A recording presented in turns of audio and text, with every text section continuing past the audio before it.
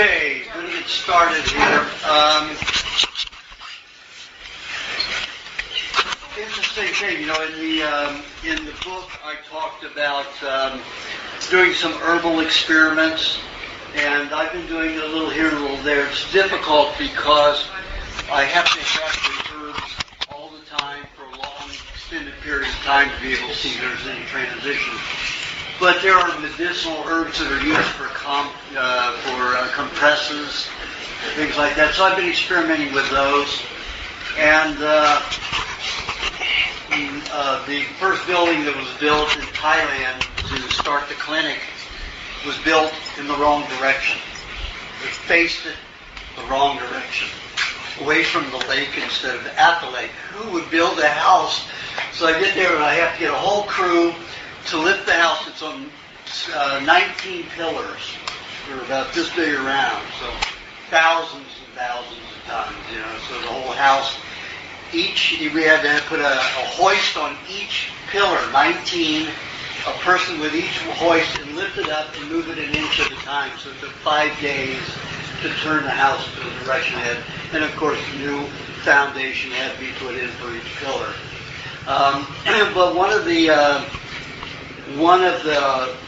loaders from the lumberyard misloaded, and one of the pillars that had square edges landed on my toe and split the toe in two, the bone in two and everything. I just, put the lime juice on it right away, and coconut cream and the meat and a little honey, and wrapped it, went back to work in excruciating pain. When you split a bone down the center, it hurts. And of course I had to stand on it. So about 3 days later, one of the native Thai people said, "Oh, you should take this particular plant, I'll grind it up and then we'll put it on that." So I did it. And what it did is it shrunk the flesh and made it 4 times worse. Actually pulled the skin back like it contracted it. Instead of growing it, had to allow me to grow over. So I said, oh shit. So I took a piece of watermelon and made that as the outer bandage because I didn't want to use plastic. I needed to aerate a little bit. So I put that and then the meat under that. So the watermelon would keep it from drying out and also sticking to the bandage, as the bandage was, it's a cloth bandage here. So I wrapped it around and started growing back and everything was fine. Then I went to Philippines and they had a same kind of thing with a different plant. So I thought, okay, I'll give that a try. My toe's okay. It's only hurting in the bone now, not in the area where the skin was split. So I put that on. It did the same thing, even though it was a different plant. It completely took all the healing away that had happened for 10 days. Completely reversed the entire healing for 10 days. So then I did the same thing, took the watermelon and the meat, put it back on. And this time I put a thick layer of watermelon so it would stay more moist. And so the meat wouldn't turn into jerky within 2 days because I don't like to change it to more bacteria.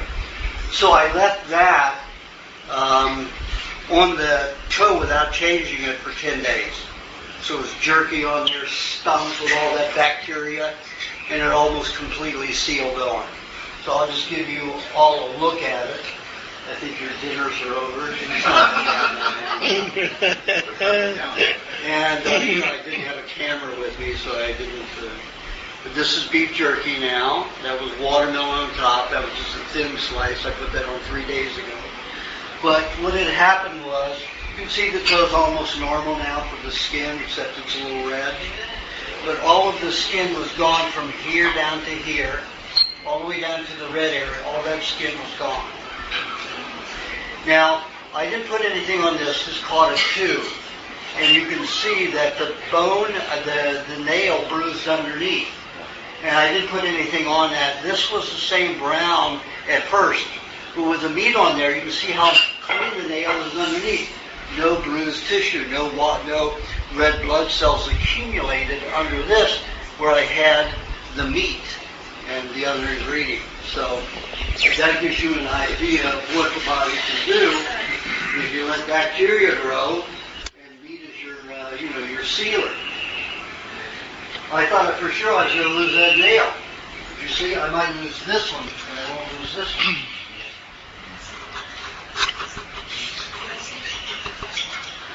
What are you going to do if you lose that nail? I don't lose it. I can see. See how it's growing in front of me? Yeah. Okay. I lost the skin all the way here, all the way down. There was no flesh at all. So the meat was first, then the watermelon? So the lime juice, that's antiseptic. Right. Not for antiseptic for bacteria and microbes, but an antiseptic in case there was some tar on that lumber or some other agent, toxic agent on the lumber. So the lime juice chelates it, anything like that, and arrests it. So your body doesn't have to use white blood cells and an infection to harness those toxins. So I didn't lose, this didn't pus once. I didn't have any pus, I didn't lose any white blood cells from this. You knew it was major. Hurts you? Oh, it did. It was excruciating. No, now. Oh, no. I mean, it hurts a little bit because the bone is fractured up here as well. If you put sandals, Pardon? okay. If you put the clothes, Well, yeah. If the fold stresses on it, it does. So Aajonus, did you put the meat after the lime? I put the lime, then I put honey and coconut cream on top of that, and then the meat. Let's keep the meat from drying out so quickly. And then What kind of meat? on top of that, watermelon. You could also use grapefruit flesh. You know, the white inside is a bandage, and that'll keep it. If it dries out a little, still the meat will dry out faster.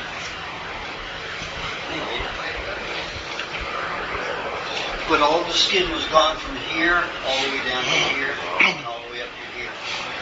And each time I used that herb, each one of them, all of the skin disappeared. All that healing disappeared.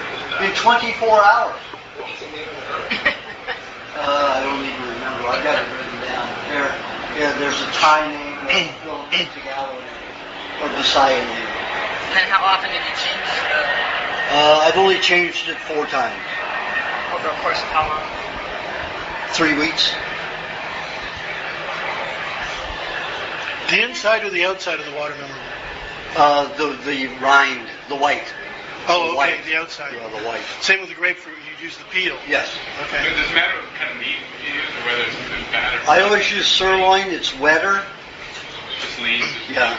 No, there's a misconception about that. Sirloin is not lean. It just doesn't marble. When you feed an animal grain, they will store fat deposits. When they're getting the fat from the plant, that is all saturated. So it saturates all throughout the tissue. Like chicken, they say, oh, there's not much fat in chicken. Chicken, you boil the chicken, what happens? All that fat runs out. That's because it's permeated into the tissue perfectly. So when they say something is very lean, they just mean that you haven't fed it a lot of grain-type foods where pockets of fat will form. So why did you use jerky? Pardon? Why did you use dry jerky? I didn't. It dries into jerky. Oh, it turns into jerky. Yeah, it turns I into jerky eventually. prepared your own jerky. But it acts as a scab. So your body doesn't have to build a scab. Because if you build a scab, it's attached to the other skin and it doesn't allow it to grow as easily. Exactly. So if you create a natural scab, the toe can grow quickly. Now it's just 10 days ago, 11 days ago, that I had used that herb and it shrunk and got rid of all that tissue that I had grown for that 7-day period before that. And somehow it feels from the inside out. I have a friend who actually she cut the inside right here, but it's feeling from the outside and now it's from the inside.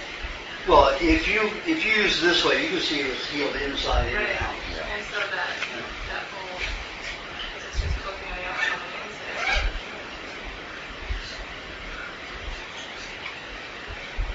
Okay, let's start with questions. Oh, I was just going to say, so when you Yep. take a bath or anything, or, whatever, you just... I just let it go in. Oh, okay, and it still stays on.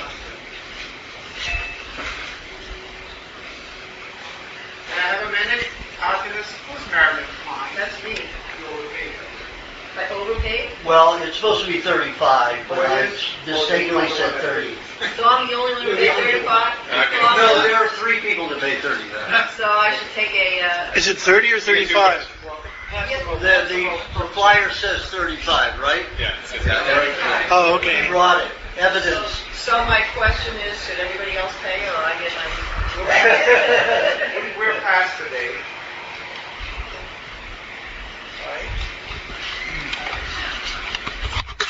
Okay. Question. Um, If you don't have one, you I come don't have back. one right now. Okay. You have a question. yeah, I have a friend back home, and wanted me to ask you. He was, growing up, he had really, really bad acne, and they made him take a drug called Roaccutane. And Accutane. Accutane. And he suffered from massive depression from it, and he's on the diet now. And he was just wondering, is there something he can do to like detox that out of his system, or even he's still got quite bad acne at the moment. First of all, acne is the response of the body to get rid of poisons out of the brain, or in the jaw, in the mouth, out the skin. 90% of toxins are supposed to leave through the skin. Acne is a good thing. If you've got the poisons inside the brain, it's going to continue to do damage as long as it's in the brain or anywhere else in your teeth, wherever it is. So having acne is a favorable response if you look at the damage done to the skin that would have been done internally to the brain or whatever. I prefer the skin to get damaged. Other people may prefer beauty, or aesthetics over functionality, but I prefer functionality over beauty. So it's your choice. Now, as far as the Accutane, it's a very dangerous drug. It was intended and made, according to one interview I read by one of the scientists who was involved in creating Accutane. They knew that mainly adolescents were going to receive it, and it has a tendency to make people depressed. So that meant get the kids on drugs, more and more drugs to handle depression. So it is made to affect the nervous system and brain. So his body, her question was, she has a friend who has a lot of acne, took Accutane for it, and he suffers depression. And he still has acne even though he's not taking it. So to clear that out of the body, it's not easy. It does attach to metals. That's how they affect the brain and nervous system, is by having metallic attachments, whether it's aluminum or cadmium or mercury or lead, whatever it might be. Usually don't use lead for a neurological toxin because it causes too many problems that you can see right away, and then they get caught. So they're very delicate about what they formulate, so they can't easily scientifically be held responsible. So it's like the cigarette industry putting ammonia in a form that was not traceable, once it's smoked. But what the ammonia would do is release the nicotine quickly and get into the nervous system and create an addiction. So that's the kind of thing that these big corporations do to make money. They don't give a shit about you at all. So you're just a money machine to them. So getting rid of the Accutane, cilantro can be helpful to it. Berries are very helpful. Blueberries, blackberries, boysenberries, raspberries. Dates are helpful when your dates are eaten with butter. Dates and butter together. That will help more the depression. Because the pectin is a pectin that can be, you can't digest pectin, they say. However, in my experiments, in laboratory work, I've seen pectin from dates, not apples, not berries, but from dates enter the nervous system because of the high nicotinic acid, the niacin, vitamin B niacin in the dates. So it's very helpful to help depression. You can get cheese, even better. You can help pull out the poisons. So you get cheese, butter, and dates together. It would be very helpful. Okay. Do you have a question, Eric? Yeah, I do have a question. It's a question that concerns kind of the relationship of detox and skin problems, skin issues. My father had a lot of problems with the skin, and I had some skin problems as well. Even though I had what appears to be very healthy skin, I had a form of shingles, which is a form of herpes as a virus in the past. And right now I'm struggling with a bad rash here, ringworm. And I'm wondering, as I started the raw diet about 2.5 months ago, and that's when I noticed this get started, some itching back here under my arm. And being an idiot, I decided not to go to a doctor. Not that you have to go to a doctor for everything, but I used the wrong thing on it. I was using a kind of a natural-based cortisone, which is what you don't want to do when it's a ringworm. It just makes it spread. So now it's gotten pretty bad. I guess Well, it doesn't make it spread. You have to understand. You've got a whole concept that the pharmaceutical industry has beat into your head. Their chemicals cause more skin reactions because the skin's trying to throw it off. And when you have Accutane or you have some kind of a steroid that you're putting in the skin does not want it. It throws it off. If there's not enough fats in the glands near it, the lymphatic glands, to handle neutralizing the toxicity, then it's going to pull the fats out of that skin, and the skin's going to dry up. Then what they think is a ringworm. It's usually pockets of fat, of lymphatic fluid that build up in that area, and that becomes a cyst where it attracts the poisons to try to deal with them because they can't throw it out the skin easily because there's not enough fat in the skin. So you have to think entirely differently. It's always chemicals that cause the problem. Okay, well, this started, I wasn't using any chemicals, and the cortisone I use is the natural stuff we sell in Whole Foods. Do you use a deodorant? I only use sea salt water and Terrible chemical. sea salt. Sea salt. Yeah, it's an explosive. I've said this before. Sodium, when isolated, is more explosive than nitroglycerin. The military gave General Electric $2 billion over the last 60 years to make an explosive out of sodium. They can't do it, it's too volatile. 2% temperature change explodes. One block of pure sodium is worth an atomic bomb to level this city. So that's why they want it. So I tell everybody, there's somebody who put from my word, they took fresh frog legs, freshly slaughtered, put salt on them. Those legs are just jumping all over the place. They put pepper on some and just one twitch. Now pepper you think burns and hot and do damage. However, if you understand the chemistry between the two, that sodium is an explosive, you see why that. And it goes on. They sprinkle it on once and they leave the camera on for 3 minutes and it spasms the whole time. They're not putting more salt on it. Salt is a dangerous chemical. That's why the King and Queen of England went into the business.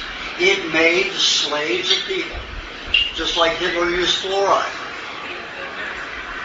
So, is it add salt? Yeah, but that will pull things out and break down the toxins in the water. Okay. And you also have milk in there to protect your skin. Right, okay. So there's certain salts that people say now, the Himalayan salt. See. It's salt is salt. It's concentrated sodium. And when it goes into the body, your body separates so much of it, isolates it into pure sodium. So it goes around blowing up cells. So should we stay out of the water? It clumps together. Should we stay out of the water and also not use bath salts? Yeah, you can use bath salts as long as you put milk in the water too. How about the ocean? If you're going to do that, you put some kind of oil on your skin first. If you don't have good oily skin, you put olive oil or coconut oil, or rub avocado in. You look a little green. It will protect the skin. Well, what about the fungus, though? I mean, what causes your... Because some bodies react to fungus, some don't. And so my body seems to be very susceptible to fungus. No, your certain bodies use certain microbes as janitors. The people who have a high fungal reaction or yeast infections, their body utilizes fungus better to detoxify. And you've got fungal, you've got bacterial, you've got amoebic, you've got parasites. Of course, amoebic are considered parasites. But they're crossed, many of them are crossed between a plant and an animal. Just like a mushroom is crossed between a plant and an animal. And the mushroom is a spore, a fruit of the mycelium, which is fungus. So when you look at a mushroom, you're looking at animal cells in a plant form that reacts phytotropically, with the sun, as well as eating organisms. So your body favors fungal detoxification. So you don't look at it as the negative. That's what the pharmaceutical wants you to believe, so you will attack yourself. Right. So the ringworm, then, how do you deal with that? The ringworm is there as part of an intense fat situation, so your body doesn't have to use a lot of white blood cells. So ringworm is a great thing to have. So it spreads? It's handling all the toxicity that's coming out of an area. So is there another way to have that happen besides in the ringworm? Well, in other words, do you detox some other way? Well, you can help it. You can mitigate by the necessity of the fungus to do so much work by applying coconut cream or butter. It depends. What you have to do is everybody's chemistry is a little different. So sometimes the primal facial body care cream works better in most situations. Okay? But sometimes it doesn't. It takes just coconut cream, pure coconut cream, or just butter. That you have to, and on some infections, some skin detoxification, you have to experiment for that particular case. So there's no blanket, I haven't figured out a mathematical system to figure out which is best in any other way except experiment. However, sometimes I can look at tissue and I can say butter will work here, coconut cream will work there, and I can tell by looking at it. But if somebody tells me they've got a rash without seeing a photograph, I have to guess. Were you saying that deodorant is bad in general? Pardon? You asked them about deodorant. Were you saying that deodorant in general has things... Any kind of deodorant is horrific other than lemon or lime juice.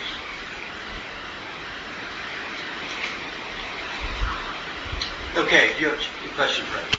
Yeah, this has to do with taking cheese 10 minutes before you eat. I just want to understand that better. Does the same happen if you happen to eat something else? Like if you drank a little bit of milk? You haven't eaten anything or drunken anything for, let's say, half an hour, right? If you take a little bit of milk or happen to eat a little bit of fruit or just take a bite of meat and then waited 2 minutes, will that have the same sort of... Will that pull because it's 10 minutes before? No, it has to be cheese? If you do milk, it will to a small extent, but it's liquid. As it absorbs, it's going to dilute and then still wash into your body and get into your other food as it comes through. Because it takes 20 minutes to empty the stomach, minimum, unless you're just drinking fluid. It takes 20 minutes to get solid foods to clear the stomach, minimum. So you've got that milk with those poisons in it. It's not going to keep it from diluting the hydrochloric acid that's going to come in 10 minutes later, to be produced 10 minutes later, and you're not going to chelate with all the poison. When you've got a dry substance like cheese, it's going to absorb those poisons in the first fluid as you dump. Remember that most people put their worst toxins in the stomach lining. Why would the body do that? Because the stomach manufactures hydrochloric acid. Hydrochloric acid dissolves bone. The only thing that hydrochloric acid doesn't dissolve is its own stomach lining. Think about that. So it's a good place to store something highly toxic and caustic. It's not likely to cause the stomach lining to deteriorate and get very diseased and toxic for the rest of the system to break down and deteriorate. So the body stores a lot. I find when I look at iridology that it has a lot of formaldehyde, mercury, and aluminum in the stomach line. That's the soup of vaccines. So I see, and probably 85, 90%, probably, I would say 87% of the people I see have that chemical soup in their stomach lining. Now, every time you eat, your body's going to get rid of a little of that at a time. And it's going to poison the rest of the body as it moves into your food digest. If you eat the cheese 10 minutes before, guess what? It's not released. It's not digested unless you eat honey with the cheese. The honey has to be directly mixed with the cheese. Then you will be reabsorbing your poison and digesting your poison. But when you eat raw, no-salt cheese, it will not digest. It comes out almost exactly the way it went in my laboratory analysis of feces. When you mix it with honey, it doesn't come out. It stays in the body. Yes. In case the body is not digesting protein, is that hydrochloric acid? Well, you don't want hydrochloric acid. It's a chemical formulation. It's not a natural, unless you're eating stomach lining of some animal. But it'd have to be a carnivore, because the hydrochloric acid in herbivores is an alkalinizing agent to break down the protein. For cellulose, it isn't anything like what we have. You'd have to have a lion's stomach or a bear's stomach or pigs or something like that in order to get the proper hydrochloric acid. Or you drink like beet juice. 2 ounces of beet juice a day will keep you producing a fair amount of hydrochloric acid. Well, is cheesecake then bad for you? Because it's cheese and honey. Well, Do you recommend some people eat that if you're cheese? trying to remineralize the body because you have bone deterioration, osteoporosis, you can't eat cheesecake. Wonderful. But what I'm saying is before you eat, let's say before you eat cheesecake, have a piece of cheese without honey in it. There you go. Is there a What does period that of do? time? I'm sorry. What does that do? What is that eating the piece of raw unsalted cheese 10 minutes before you eat? What exactly does that do? It doesn't dissolve in your system, but how does it help you? It absorbs the poisons that are I dumping see. with the So it hydrochloric becomes like acid. an ability to transmit some of those poisons through your It system. absorbs it, Right. and then you don't digest it. Got it. Well, you also add butter to the cheese. You can't add butter. It doesn't. If you use butter, you might wait 15 minutes, 12 minutes after, a little bit longer. So if you eat the cheese like a half hour ahead of time, That won't work. that won't work. So it has to be just about 10 minutes. It takes about 40 minutes. The stomach works in 40-minute cycles. Just like we have dream states that we go into REM every 40 minutes.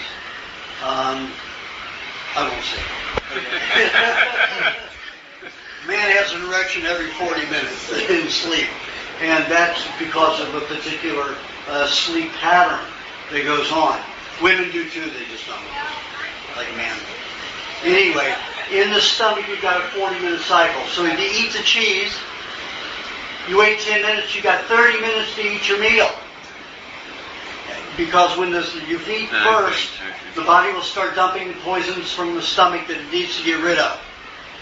If you stop eating for 10 minutes, it stops dumping poisons with the hydrochloric acid. So then you eat your meal, so you get the hydrochloric acid with the poisons. At 40 minutes, all of a sudden the poisons start dumping with the hydrochloric acid again. So there's your boundary. You have the cheese, you wait 10 minutes, you start eating your meal, and you've got 30 minutes to finish. What about before you have the cheese? Is there a period of time you can't eat anything or drink anything before you have that cheese? No. So because I'll be sipping milk. I do all day long. So, okay, let's say I have a sip of milk. 5 minutes later, I'll have the cheese. That's okay? It's okay. Okay. Oh, and can you... You're sipping milk. Sipping milk. Don't drink a half a cup of milk and then 5 minutes later expect to, take the cheese and it work proficiently. Is cottage cheese the same as cheese? Yes. Same way. Cheese is still dry. Still Not dry. as dry as hard cheese, but it's still very dry. And if you want to get the minerals with cottage cheese, you have to add the honey, or can you just eat cottage You have cheese? to have the honey. Even with cottage cheese. With cottage cheese. Okay. It's so dehydrated. Wow. A tablespoon. Cottage cheese is dehydrated, is that what you just said? Okay. So regular hard cheese is more hydrated. Okay. Hard cheese is more dehydrated than cottage cheese. I thought you said the opposite. I was confused. If I did, I made a mistake. Okay. I didn't think you. Okay. Do you have a question? I don't right now. Okay. Do you have a question? Yeah, I have a bunch of friends that are going through menopause, and I will be soon, I'm sure. And I just started on the primal diet like 3 months ago. So a lot of them are turning to natural hormone replacements and creams and stuff like that. And I'm hoping to avoid all that with the diet and everything. What have you seen with menopause and the diet? The reactions have been varied. Probably 60% of the women, even if they were in their late 50s, went on the diet, got their periods back. They weren't regular, but they got their periods back. And I don't think a woman on the diet has gone over 67 and still had periods. But I'm talking about like issues around menopause, like hot flashes and constant bleeding and all that stuff. There's only one person I know that continued that through the whole process of her menopause, and that's Catherine right here. She had heat flashes for 5 years. Yeah, something like that. Yeah, but she's the only person that I know that suffered more than, let's say, 5 heat flashes in the last 30 seconds a day. Those are easy to get to. That 30 seconds may feel like an hour, But all you have to do is just take a cold cloth and put it right here. Well, I'll tell you something. The surgery is a big part of it, Cause what? The surgery, when you have a surgery, removing an ovary. Oh, yeah. Because they put iodine and radioactive iodine in there, or liquid mercury, and that damages whole areas and screws up hormones anyway. Because menopause, like I say in the book, it's not a cessation of hormone production, it's just different hormones. You just change it. In other words, instead of producing hormones for reproducing, you do it for vitalizing the skin. More of your own cells can regenerate. Women live longer for that reason. Also, they discharge a lot of toxins out the mucus in their vaginal areas where men don't have a detoxification like that. So women want to live 20% longer because of those reactions. Men should be lucky enough to have hormones where they can just switch over, in their 50s and utilize it for reproducing their own cells faster as growth hormone. But if a person isn't eating properly, if they're not eating raw animal proteins and fat, they're not going to change over properly, and they're going to have a lot of ill symptoms. So it's better to avoid the hormone replacement therapy and... Hormone replacement is going to make it worse in the long run and going to make you susceptible to cancer. Uterine and ovarian cancer. Even the natural ones that they're talking about. Now, there's no such thing as natural ones unless you're eating desiccated ovary. Raw, desiccated ovary. And I don't know anybody. They sell pig's testes, but I've never seen ovarian tissue in one of those supplements. You might. And anyway, ovaries are very difficult to find because they're so small, in any animal. So, and they're around all of this uterus, so most butchers don't even look for them. Amos would have it because I asked him one time. Amos Miller. Yeah, but he's giving you the whole uterus. I've seen it. Because he doesn't want to search for the ovary, They're not shaped the same way that we are. The women are. So it's a little bit more difficult to tell where the ovary is. because the ovary in a bovine and a buffalo is very well shrouded in extra tissue, and you have to cut that tissue and you have to find it and then remove the ovary. So it's difficult. Or you could get, a gopher or something like that, a squirrel, and then just eat the whole uterus. I'll just deal with the hot flashes. There you go. Do you have a question? Sure. I'm going to do some traveling, God willing, to Europe and Canada and maybe some other countries, and want to hear suggestions for eating on the primal diet while traveling. Well, if you want to go to Europe, it won't be as easy unless you're going to Italy or Slovakia. In Italy, they have 1,300 vending machines that you can go right up and put the bottle up against it, raw milk. 1,300. They just started this week in Slovakia. They've now put in 600 of those machines, those dispensers. So you just take your container up there, you turn it, put your money in, turn it on, gives you a quart. Well, there it's a liter. So you get a liter of milk, raw milk, right from the machine. There are 2 companies that do it, and they're not fighting any government over it. Right there in the machine. There's one guy in Germany. Pardon? There's one of those in Germany. Really? Yeah, just one. One. Where? I don't know. He sent me a picture. Well, somebody's trying it out there. I don't know if they're going to get away with it in Germany. But what you have to do is you have to go online wherever you're going. Try to find where the farm areas are, where they concentrate more organic consciousness farmers. You make your trip there, that's the first place you go. You get enough food for 2 weeks, get a hotel room with a refrigerator, take out all their soda and alcohol, put it on top of the refrigerator, put your food in there. Or you get one with a kitchenette. And then you got all your food, you prepare. The trick to staying on the diet 100%, if you want to do that, is you prepare all of your foods for the entire day in the morning. And you take them with you. You're going to go out, let's say, from 9 o'clock in the morning till 3 o'clock in the afternoon. Take your food until 8 o'clock, because you never know what might happen. Give yourself no excuse to go to McDonald's or wherever to eat some cooked junk food. And it makes it very easy. It only takes 45 minutes to an hour to prepare all the foods for the day, from the time you eat your cheese till you finish your meat in the morning. All of your food's prepared. Everything's easy. The whole day is easy. There's no standing in line at Starbucks or the donut shop or wherever.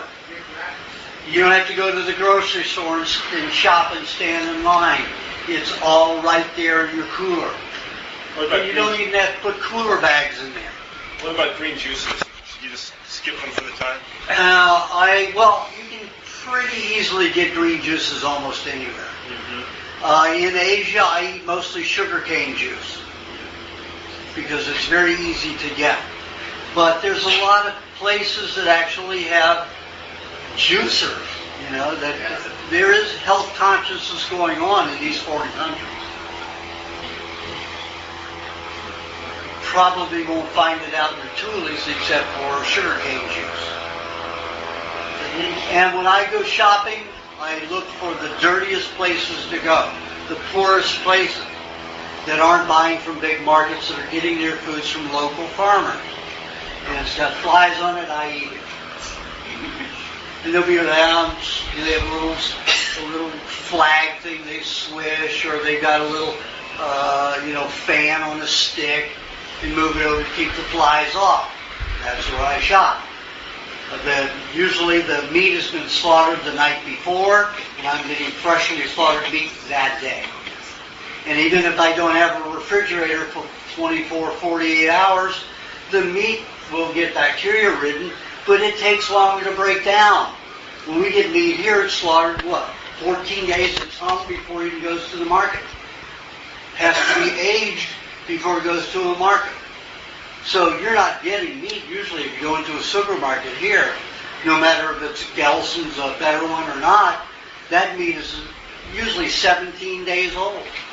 You also have done backpacking for 5 days and carried organic beef that I've gotten here. Yeah, I do the same, but I put it in jars with some coconut oil. Coconut oil still will slightly ferment, but I don't like the acidity of the olive oil. It gives me indigestion, but you might handle olive oil fine. You know, just put enough olive oil to coat the meat, and then you put it in jars. I backpacked in Hawaii through Waipio Valley with my hammock in 1991, and I took a quart of 2/3 butter, 1/3 honey, and it wasn't until the 9th day that it even started fermenting. But I was able to live on that honey butter a lot. You're lucky that your glass jars didn't break. Pardon? You're lucky that your glass jars didn't break. Didn't break, absolutely. But I made sure I packed towels around them or clothes around them. And then they were in Ziploc bags in case they did break. One did break, but that was on an airplane. What do you generally eat for breakfast? Pardon? What do you generally eat? I'm not going around asking questions. We'll get to you, okay? All right, next. Kathy, do you have a question? I can't think of it right now. Let go We'll around come back. Okay. Yes, I have a question. Can you explain the look of healthy mold on berries? Because whenever I make the moldy berries, the mold comes white, gray, or green. Which one is the best? All of them are good. You want the variety, unless you're prejudiced. You're racist toward molds. They're all good. Yeah, but not the black. Well, the white ones break down sugar better. The black ones break down the fats better. The grayer ones break down the proteins better. So you need all of them. Mold on what? On berries. Mold on anything. Those colorations, it's usually really breaks down. Do you have a question? Yeah, Okay. Yeah, I have an infection, like my eye, that's eyelid. I've had this 3 or 4 times being on the diet, like I don't know if there's poison coming out. What would you recommend to put on that to help swelling? Well, does your eye leak Yes. fluid at night? And is it white or does it harden and crystallize? Kind of hard to crystallize. Okay. So you got a lot of salt mixed with some kind of other minerals coming out. Like I say, it can cause a lot of cornea damage. So you won't put egg white in your eye once or twice daily. Definitely before you go to sleep, because most of it will come out at night. You know, it's probably lodging in your tissues as a way station, and then it will come through the tissue underneath and then leak out at night. So you don't want to push it to come through the skin, because then you'll damage your skin, and then you'll have a nasty scar there. Yeah.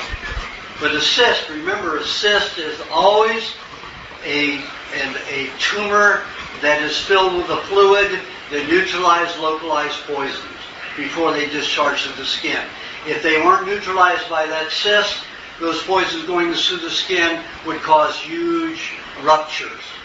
And you would be pussing out huge holes in your skin, wherever it would be. So that cyst is a good thing. You just protect your cornea at night. You put the egg white in both, yeah. Now, there are some people that use butter, and butter is excellent. I haven't done as many years experimenting with the butter as I have with the egg white. But I had one girl who had Coke bottle thick glasses, and she wanted to improve her vision fast. So, and she was, you know, a very smart young lady, and started using butter in her eyes. Her eyes improved like 50% in 1 year. Okay, by putting butter in the eyes. It burns though. It stings at first. But and it takes longer to break it down, so you don't have a fog over your eye than the egg white. Egg white's instant. Absorbs. Egg white is almost the exact formulation of tear, the tears, the fluid tear. But it has a little bit more protein in it to feed the cornea in the eye. So I like that because it feeds the eye better. However, butter will protect the eye and cleanse it better. I might add that anything else that you get, any other medication you get burns like heck anyway. Absolutely. So, You just take it. Well, the butter doesn't burn it, it just stings. You just have to take, Sting. And it stings 10 seconds. Yeah. just take a dab, like a tiny dab on your thing. You can melt it. Melt it on your hand until it gets liquid. Put it on the bottom of your finger, just like I do the egg white. I pull the eyelid down, I look up, I rub it along the white of the eye, I take both eyelids, and I go around like a circus master and get it all coated. And that's it. That's all there is to it. I used to take it and put it in an eye cup, wash the eye, and then spend hours getting the egg white off, and caking and getting all over it. Pardon? Yeah. Well, I've seen that it works faster for some conditions than others. I do both. Put egg white in the morning and butter at night. Okay? Do you have a question? I asked my doctor about my I was asking this young lady right here. Okay, I'll ask this question. What do you usually eat for breakfast? Pardon? What do you usually eat for breakfast? I wake and I eat cheese. After that, I suck an egg or two. After that, I eat my meat. No juice. So, I thought you have the juice in the morning. I don't do much juice anymore because it disturbs my whole balance and everything. But that's not- So I have my juice later. Not But for almost everybody else, you have your cheese, you have your juice with egg, or egg and then juice, and then egg again, depending upon your condition. And then you have your meat. So no cheese in between there? Yeah, you can have cheese in between. Oh, okay, so in other words, you take time. Yes, Mike. I asked my doctor about my headaches, and he says they're tension headaches. So what would you smile, but that's what he said. So. Tension headaches, and where does tension come from? Toxicity. Chemical poisons. And that's mainly industrial poisons. Your brain was full of them. How long did you go before you went to a good diet? You ate additives that are in your brain everywhere. That's what creates problems. It's like in 1967 through 72, 5 or 6 universities in Canada pulled together and took children from the age of 7 to 12. And they watched children eating foods that had additives in it, and then other children that had no food additives plus organically raised food. The ones that had the food additive food, even though they were both cooked diets, mainly cooked diets, the food additive kids had all the tension, upset, bad grades, poor attention spans. The kids who had no additives and no chemicals were perfect students. No complaints, no arguments, learned fast, thought fast, quick, everything. What happened to those? They were released. It was publicized for 1 week. It should be drilled into everybody every day. But who runs the country? King and Queen of England own 70% of all food processing in the world. Really? They run the world.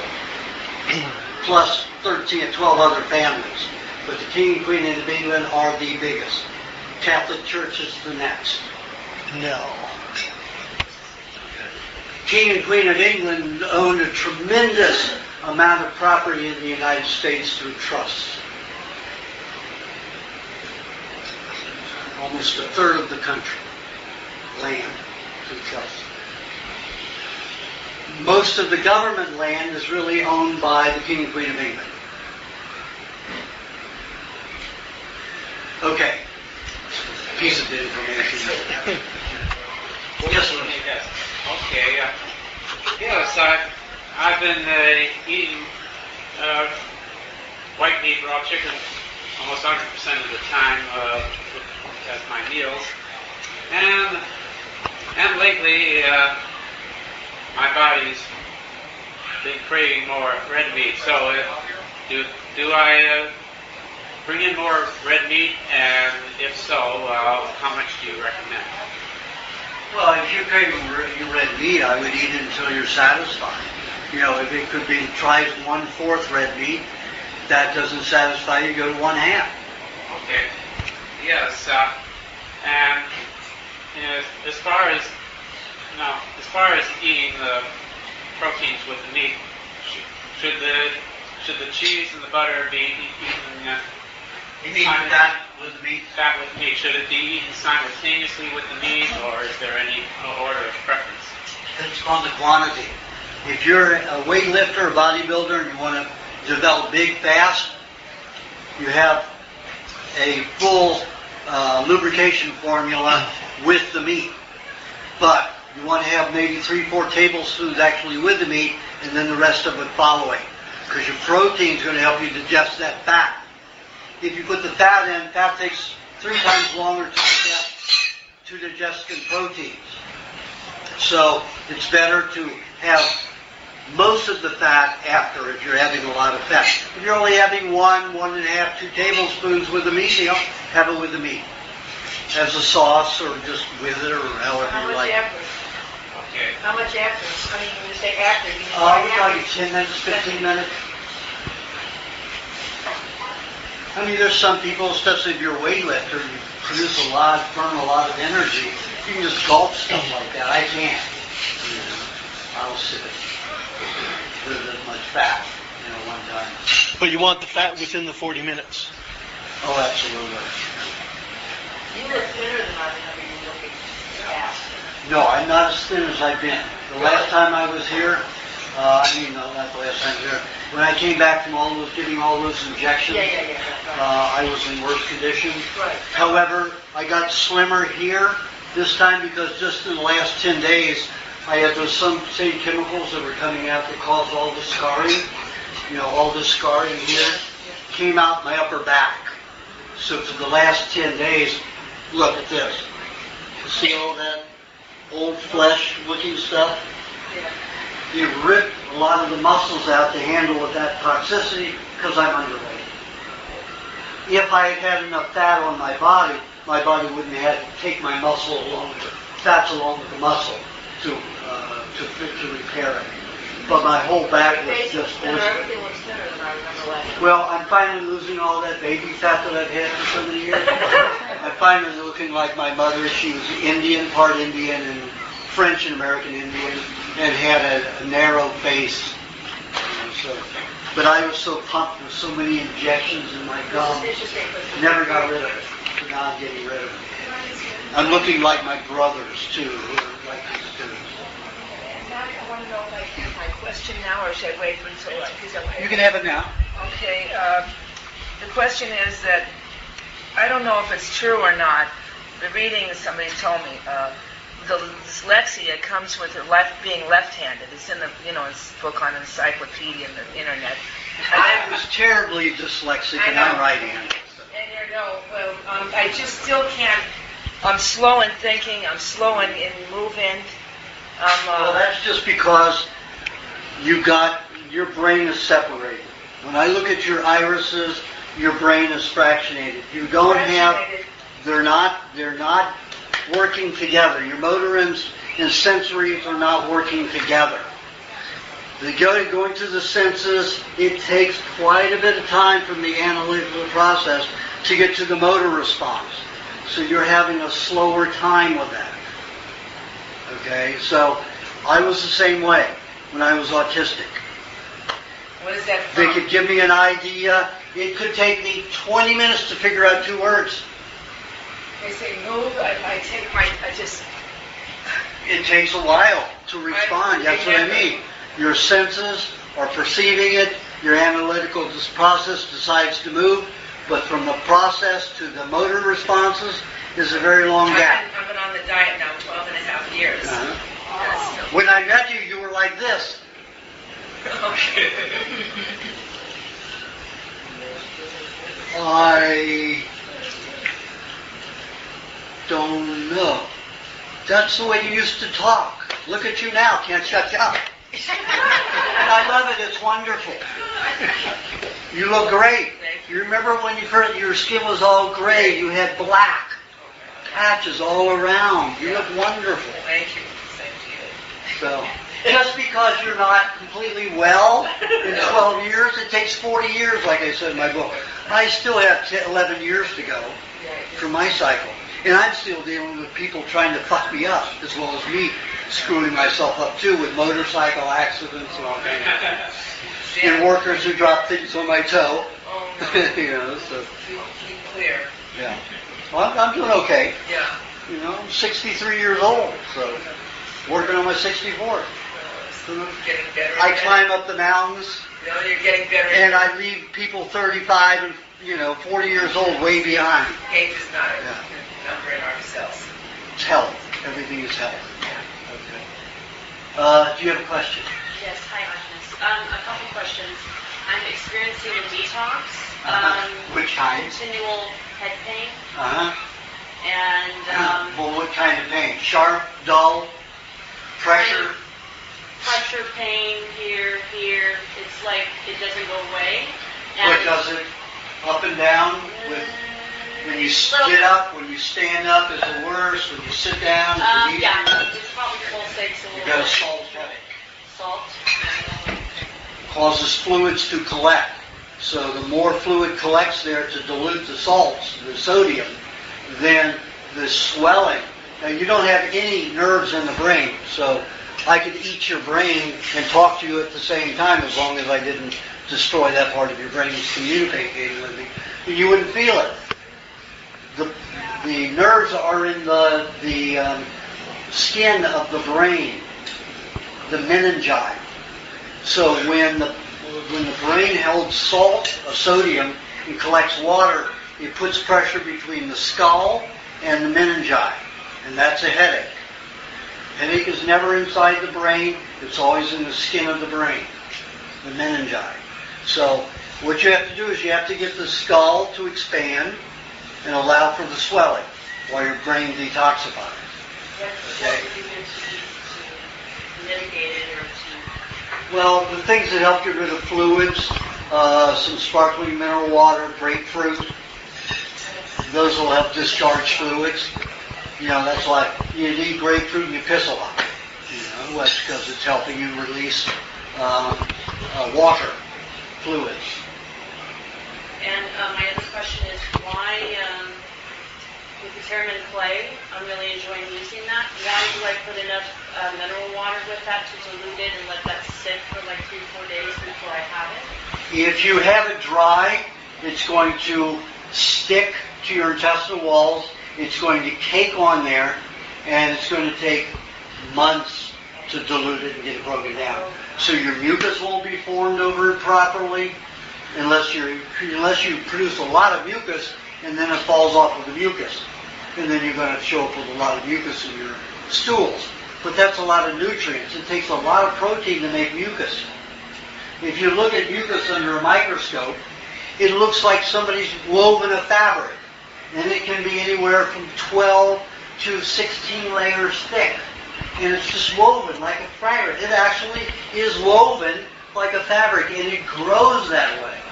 The body doesn't sit there and weave itself, you know, and then that's your mucus. It grows in those patterns, all around each other, layer after layer. And when you have that good mucus, you protect the intestinal lining. You put dry clay in there, it'll cake on it, cause all kinds of problems, disturb your body. When you have villi everywhere underneath the mucus and mucus around it, the food passes through like you see, you know, in I forgot what they call them, silites in the ocean. You see particles go by, and these things secrete fluids that break those down and then hold on to those cilia. And then the food is absorbed into the cilia, or a fish will come along and steal it, you know, from the cilia. But that's how it breaks down. In the intestine, we have the same thing. These villi are broken. We call them villi in the human body. In the human body, sugars will eat away these. By the time you're 50 years old, you have less than half of them left. They produce enzymes to help you digest. Now, enzymes in the human body and in most animals are there to break down larger particles of food so that bacteria, which should be 80 to 90% of digestion, infiltrate that food and eat it and break it down. Their waste is our food. So we live on feces and urine of bacteria, or parasites, or parasites. So that's how we get our food. If you put clay in there, it disturbs dry clay, it disturbs the balance terribly. So you soak it. Then what happens when you soak it, its own bacteria. Now, clay is one of the most unusual substances in the world. It has amoebic-like organisms in it that actually shapeshift. They can become a malaria worm, a parasite to help us clean the blood, or it can become, a trichinosis bacteria to help us digest. It could become many forms of bacteria. Clay is the only food in the world we have that shapeshifts. What? Shapeshifts. Shapeshifts. Okay. So when you soak it for more than 3 days, that process is going. By the 4th and 5th day, it's strong. So when it goes into the body, it's like stem cells of a bacteria nature, microbe nature, to get your probiotics going. It's the best probiotic you can have. So like 4 days? 4 days is what I like. 5 days, 4 or 5 days. 4 or 5 days. Then I mix mine in milk. Yeah, I like mine in milk. I think it is chocolate milk. It does. It tastes like chocolate milk to a great extent. Yeah. Is it okay if it's much older than 4 days? I keep mine up to 2 years. All right. I make a big batch of mine. I like mine as old as I can have it.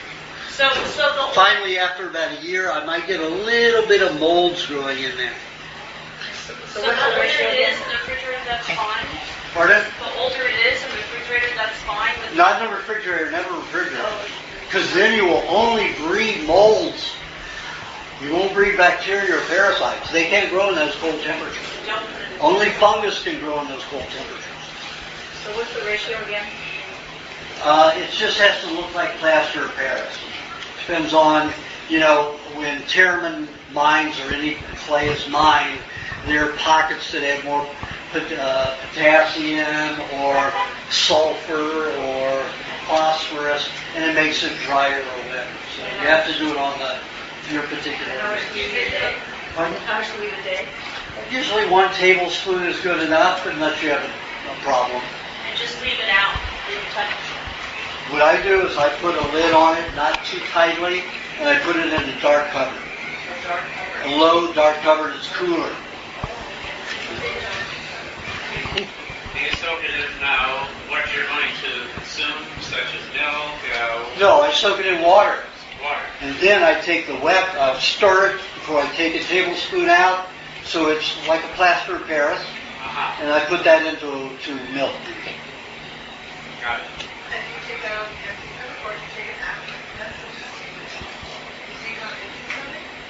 It doesn't matter. As long as it's with milk, it's not going to be a problem. If you're taking just by itself or with water, it's good not to have it around food.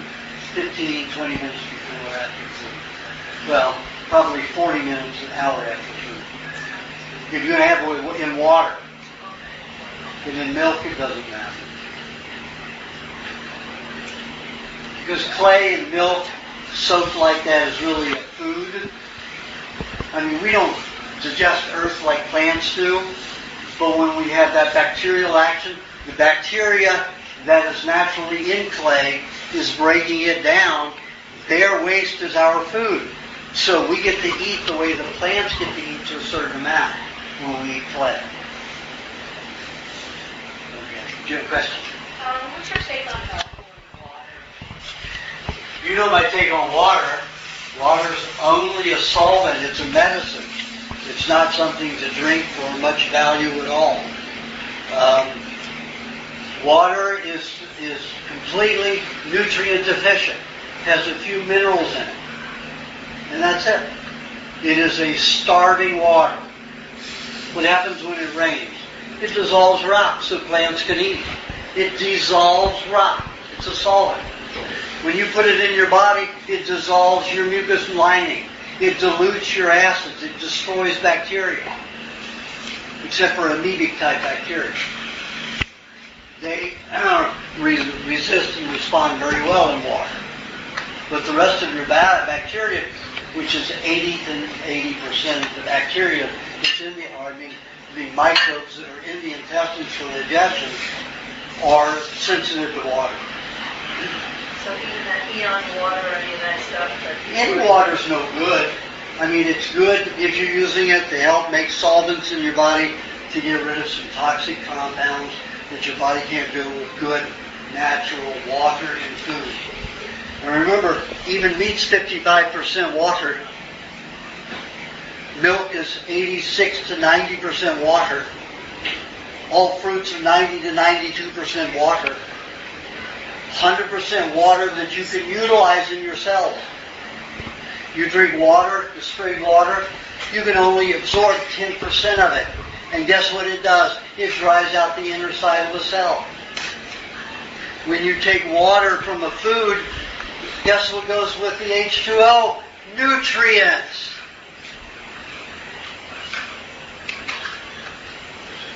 So, that's what I think of water. Yes. Bert. I'm here because I've just heard that you cannot have radiant health if you have bad teeth. You cannot have what? Radiant health with you can't have great health without teeth? With bad teeth. With bad teeth? No. You're talking about radiant health. I don't know. Well, you're not going to have radiant health unless, your bones are solid and good and your teeth are good. But you're going to have very good health. You can have very good health. I've seen many people with very bad teeth. I have very bad teeth. But you had them repaired. Yeah, but I've got caps on almost only this one is not a cap. All the rest are caps on top. And 4 caps on the bottom. And your dentist in Mexico. Tomas Breton. I saw him. He has a website. Tomas Breton. Britton. Is he in Tijuana or interior of Mexico? Pardon? Is he in the Tijuana. Do I need a passport? Yeah. Yes, you do. Yeah. But you can get one 24 hour, 48 hours. You pay for it. $70, $75. No, $125 for a... Pardon? $314. For a 24 hour or 48 hour? Or? They're not even issuing 24, 48 hour emergency passport. My appointment was on the 29th. I was meant to go to Mexico 2 weeks ago. 300 and what? $14. For a passport in 14 days. That's since 9/11. Yeah, renewing's different. Prior to 9/11. You got your passport prior to 9/11. Because I pay $70 for renewal. I paid 24. I had to pay $75 because I travel so much. All of my passport was filled, and I just got it in, 2006. So it's completely filled by last year. So I had to send it back in. They wanted $75 to put 20 new pages in. Yeah. Why didn't you put 50 freaking new pages in? Another 2 years, it's going to be filled up again. Well, since 2006, everything ships to the New World Order. Yes. Really implemented. Probably will. All the time just with this green card. Yeah, with a green card you can do it with. But an American citizen has to have a passport. Figure that one out.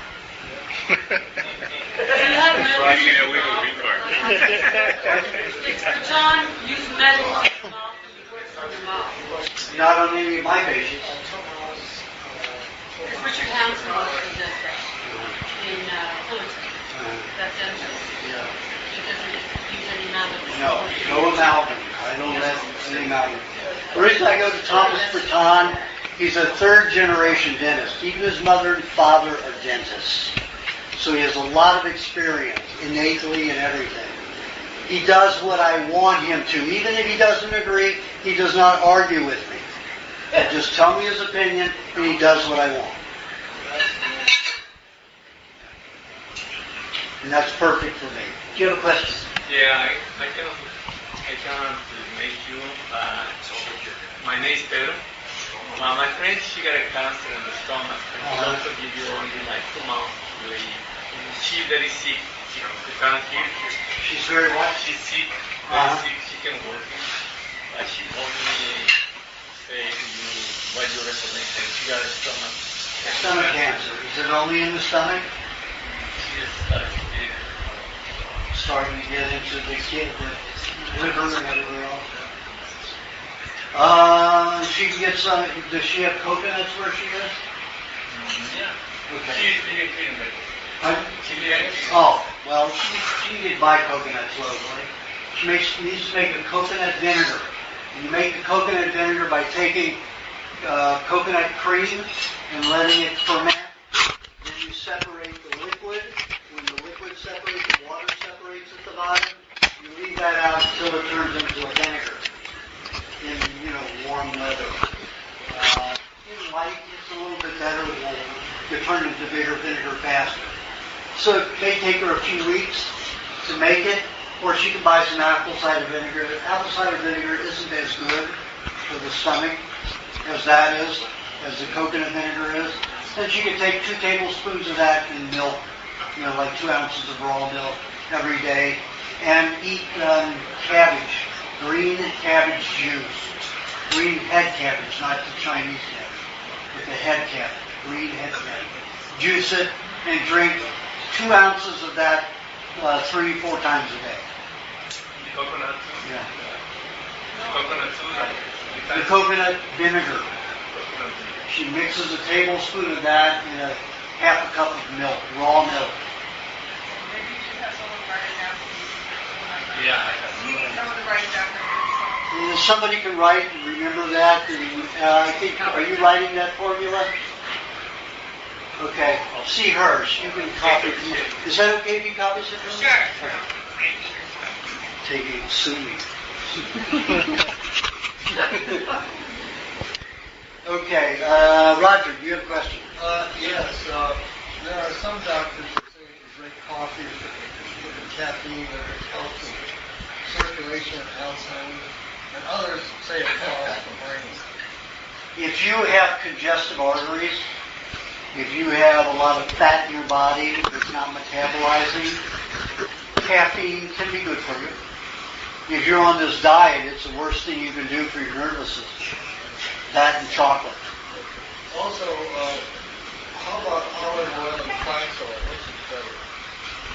Olive oil is better. It won't harden. Flax oil will. That's why I limit it to no more than a tablespoon a day in my books. You could have 2 or 4 tablespoons a day of olive oil, but just remember, any pressed oil is 90% solvent reactive.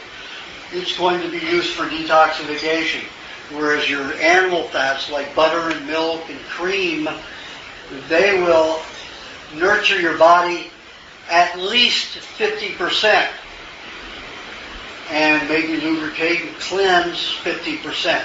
But that's the maximum. Normally in a healthy individual, only about 25% of it is used for detoxification. 75% is used to nutrify and protect the body. So I don't use oils very often and very much. How about if you blend it with cottage cheese? Same thing. But when you've got a situation of cancer, you need solvents. So that's why I say in the book, people who have cancer have to have a tablespoon of flax oil a day. What about hemp seed oil? Hemp seed is almost like castor oil. It has the same poison. It can cause heavy diarrhea. It can cause some problems. It doesn't have the ratio of it that castor beans do, but it's still pretty high. How about cod liver oil? Cod liver is an animal fat. Wonderful. But usually it's processed with a kerosene derivative to pass FDA inspection. It isn't like the old days in the 70s. 78 it stopped. FDA came in and screwed up everything with fish liver oil. You could get an oil that stunk like fish, it was horrendous, it was cloudy, it was awful and it was healthful. And the FDA statement says, no, you can't have any protein products in it because they can break down into bacteria, they can make you healthy, so you can't have them. It's basically what it amounts to. Fermented raw cod liver oil. Pardon? We can buy fermented raw cod liver oil. Yeah, but it's still not the same. You can't get anywhere cod liver oil. Not except if you have cods. Not unless you have the cod itself. Cut it open and butcher it and eat it. It's very heavy. Even the cod liver itself is a very heavy thing to digest. It's not as heavy as seal liver, but it's still pretty heavy. Hold on. At Rossum, we sell cod liver. You do? We sell cod liver. Yeah, the liver. Where? At Rossum. The cod liver. Oh, that's not cod liver. That's On the subject of cod liver oil, what about this fermented one called Green Pastures? It's okay, but like I said, when you ferment an oil like that, it predominantly becomes a solvent to cleanse the body. If you had the protein with the fat, the animal fat, it would be different. So if you want to have cod liver oil and to be more nutrifying for your body and not just cleansing, stabilizing and strengthening, then eat it with a meat meal. Go to Rossum and get some cod liver. Yes. What was your treatment for fibromyalgia? What was your treatment for? When you've got fibromyalgia, you've got problems everywhere in the body. So it depends on what's poisoning your body. Mine was chemotherapy. When I was young, it was all tetanus shots and all the other injections that I got. I didn't want to move. I didn't want to get out of my chair. I didn't want to get out of bed because if I went like this, I had pain. Pain. It's like if you were to work out with a weight and you get to that point where it's just straining and burning and hurting, I just got that from moving. So it's the poisons in the body that cause that reaction. You have to get fat. So the fat starts absorbing the poison. Let me tell you, almost all of my pain went away at, I think it was 11, I was 10 years old. All of a sudden blew up and got fat. Huge. And I was eating and eating and eating, and I never been able to eat like that before. And most of the pain went away. But I was also addicted to chocolate-covered cherries. And I would go through a box of them in 40 minutes. So diabetes, everything was crazy there. What about wheat? I've heard wheat's a problem. Any kind of grain is a problem. Any kind of grain is a problem. Only I pointed out in my books for specific needs and problems, but they're very specific. So you just have to get fat. Somebody has fibromyalgia, has poisons all throughout their system. And you need to fill up with the fats to bind with those poisons to police them. You've heard the phrase fat and happy? Let me tell you, talk to the people who come to me that were skinny, that were always in aches and pains and fibromyalgia. They got fat, all their pain goes away. Except for the pain of being fat. Looking, not being fat, but looking fat. How fat are we talking? It depends upon you. You have to eat and get fat until you stop having pain. Or do you mean just eat a lot of fat in your diet? No, you need to put it on. It needs to be stored in your muscles, in your tissue. Enough oysters in a year could help you detox 50% more. It'll help you detox it. That holds 50% more. Relatively asymptomatically, which is good. Okay, you have a question? Yeah. Talk about bread. I've been craving sourdough bread a lot. Does that cause dry liver? Oh, it'll dry up everything in your body. You're also going to feed penicillin and other nasty antibiotic fungus. What if you put That's a lot in of your blood diet. on it? So what do I do about getting, like, out of that craving? It's getting really bad. Well, eat the nut formula. You're craving some starches, but nuts is the place to get the starch. Nuts have a lot of starch in them. That's all we mainly digest of nuts. We don't digest but 2% of the protein and less than 1% of the nut oil fats from the nuts. But we'll digest up to 25, 28% of the starch in nuts. When you start doing that, you have it, it'll work, and you stop having all the starch. Yes? What if she just puts a lot of butter on some little bit of sourdough then? You're still going to have to deal with, with bread. You're not going to toast it. Doesn't make it's already cooked. Sourdough bread is already cooked. It's just not burned. It's still a cooked food. So bread, no. Well, if there, like I said in the book, I say for hyperactive people that the nut formula doesn't work for. Then they're going to have some starch, some cooked starch, some bread. But otherwise, the nut formula should work. But I even have 1/3 to 1/2 cup of rice here, cooked boiled rice here.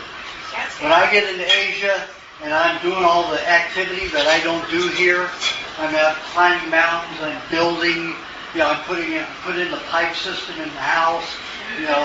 I was dealing with copper, I'm masked, I'm welding, and I'm doing all this stuff that I'm not used to being active. So I get very skinny, and I don't have cheese, I don't have everything.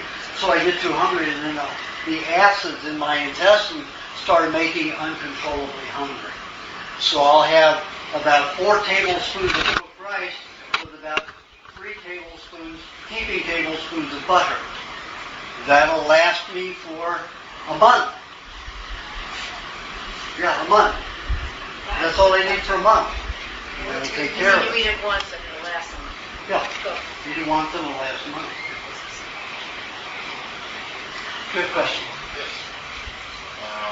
Yeah, for somebody else, like mother-in-law. About a couple of months ago, she had a blood vessel burst in her eye. In the cornea or deeper? Could you see it? She lost about 60% of her eyesight. She can see it, but it's very dark. I know, but did it happen in the cornea or deep in the eye? That I don't know. The doctor said it's kind of mini stroke that you had and happened in the eye. Now, I remember in your book when your son had that accident, you fed him a lot of butter and honey to get that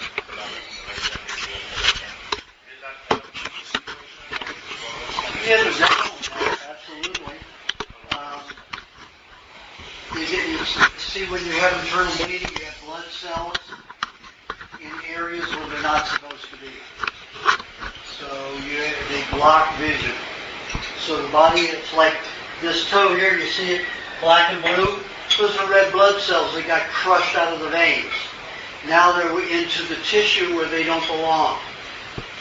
Okay? My body has to break down those red cells and get them out. How's it going to do it? Now with this toe, I put the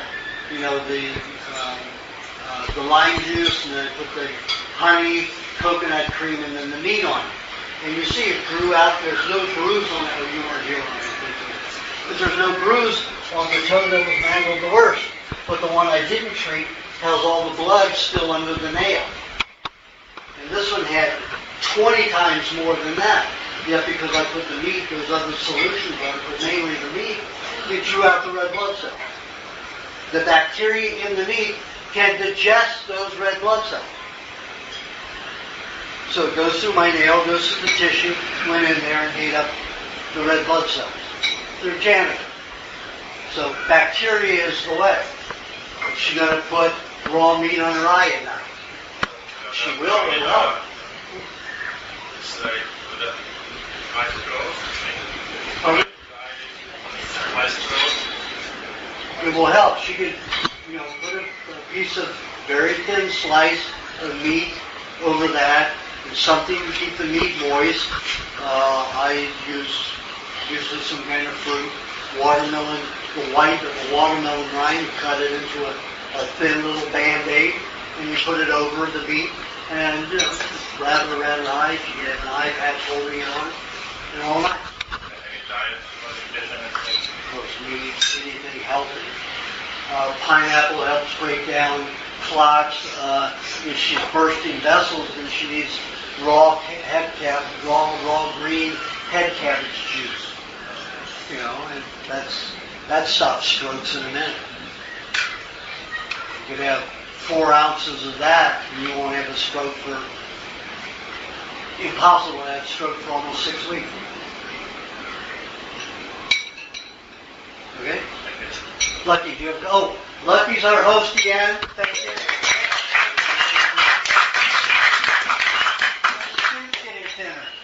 Lucky, help me here. I've been experimenting with hot and cold. I'm going in like freezing water and then going in 120 degree water and feeling the sensations of so exciting. And I started doing really stuff. If you're staying in 120 degree temperature water for more than 7 or 8 minutes, you're going to cause some brain damage. If you're going into the cold water for more than a minute, you're going to cause some serious damage. Nerve damage. No. See, the Europeans, especially the Swedish, know this. They go into the ice cold water for 1 minute maximum, and they time it. Usually between 45 and 58 seconds, they're out, completely out of the cold water. But they only get into the hot water usually about 108, 109, 110 degrees maximum. And they'll stay in that. They'll stay in that for 45 minutes at a time. And then they go into the cold water. Or they'll stay in 10 minutes, go into the cold water a minute, back and forth. It's very stimulating. It is. Yeah. I found it really painful to go from super cold to super hot. Yeah. It makes me feel better, but it doesn't. Yeah, it's very taxing on the body. It causes massive detoxification. So it's a good thing. Short term. Yeah, if you've got enough fat in your intestines and in your nerves. So eat butter. Eat butter and cheese and honey. Butter, cheese, and honey. I think that'd be good. Pardon? If you're going into municipal water with fluoride and other poisons in it. Not a hot spring. Not a hot spring, no. Not a hot spring. You don't put anything in a hot spring. Not a tap. If you got well water, spring water, you don't need to put anything in it. All your hot water. No, only municipal water that has chemicals in it. Well, the hot springs sometimes you call it rocks. Minerals. Yeah, but that's not more concentrated fluoride or concentrated chlorine. Probably sulfuric acid. But that's okay. Sulfuric acid doesn't absorb through the skin anymore. Fluoride does. It penetrates. It's like kerosene. Chlorine's the same way. Why do you think it burns people's eyes? Why do you think swimmers get so much asthma and allergies?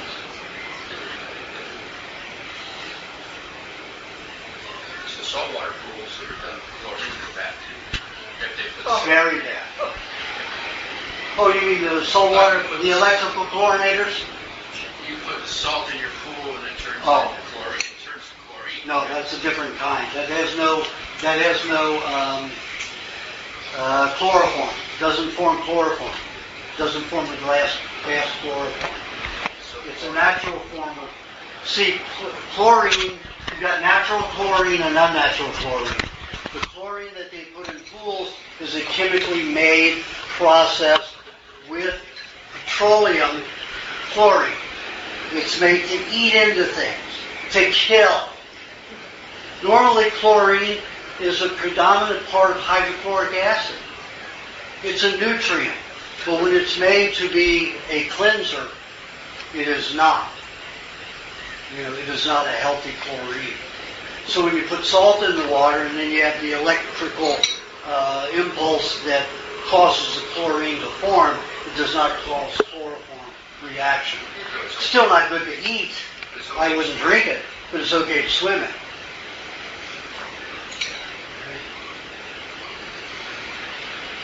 Everybody moved out of the sun over here down here. Okay, Joe. I don't know what that was. I don't know what it is here.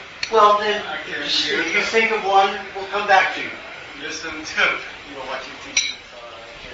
Pardon? Find what you teach. Well, you just ask a general or specific question. If I know you, I can answer, but I haven't done any work with you. I've been taking this long and this is a total 100% raw vegan.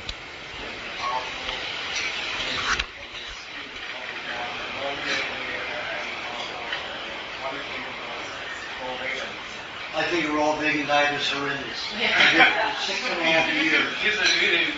I went down to trying to dissolve my bone. There's few people who do it. I've met 8 people out of 3,000 people who can do it. If you're a person who can do it, fine.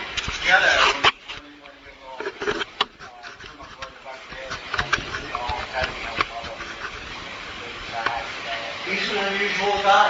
You think he'd do a vegan for that many years? Unusual. Most people can't do it. Like I said, I met 8 people, and 7 of them were men. Your sister was one. She was the only female that did it. But then her spine started deteriorating at 34 years old. So she had to leave her vegetarian diet, vegan diet. Pardon? David Wolf does. No, he doesn't. I got reports 2 years ago, because I told David 8.5, almost 9 years ago. So David, you're no different than I am. You're going to hit a wall in 7 years, 7.5 years. You're going to be eating bear. Oh no, I won't. Oh no, I won't. Almost a year, 7 months ago, I got a call from people who work with who's eating the raw cheese. He's eating the raw milk. And when I saw him last year in Hawaii, he was having a lot of dairy, filled up with all that dairy look. You can't get that dairy look without eating a lot of it. He does not tell people. That's why people, see, he's got people who contract with him and they can't tell. They're not allowed to tell anybody. That's in their contract. No divulging. But they called me and told me.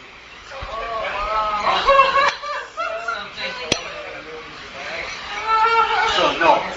If you're one of those special people, fine. If it isn't, it's going to make you have cancer that you'll never reverse.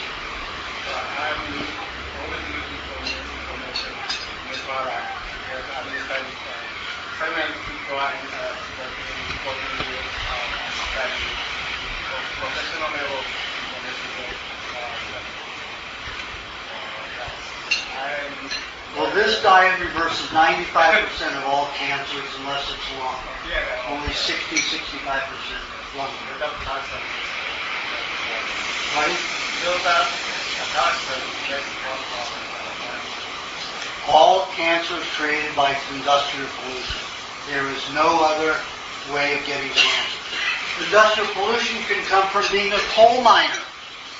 You breathe on all that coal dust, all that mercury you're breathing in from the coal dust. Mercury is concentrated in coal. That's why it's bad for us to be burning it. We're filling the atmosphere with mercury. And these coal miners get lung cancer and emphysema and everything else. Why? Here in Four Corners, the whole Four Corners area is full of all of those native people are getting very, very ill. Yeah. Leukemia. More and more the testing of the ocean with the animals that they're using to try to drain. It's everywhere. Pollution's everywhere. Even in Thailand? Huh? Even in Thailand. They got Dow Chemicals over there in Mount San. They're working very hard. Very hard. They're getting wise to it. This year they passed an organic farmer support law. The government is actually giving them 42 million baht. 42 million baht or something billion American dollars. But still, they're supporting. Yeah. And where I am in the Philippines, the island I'm on is considered the organic island. And we've got famous organic people there.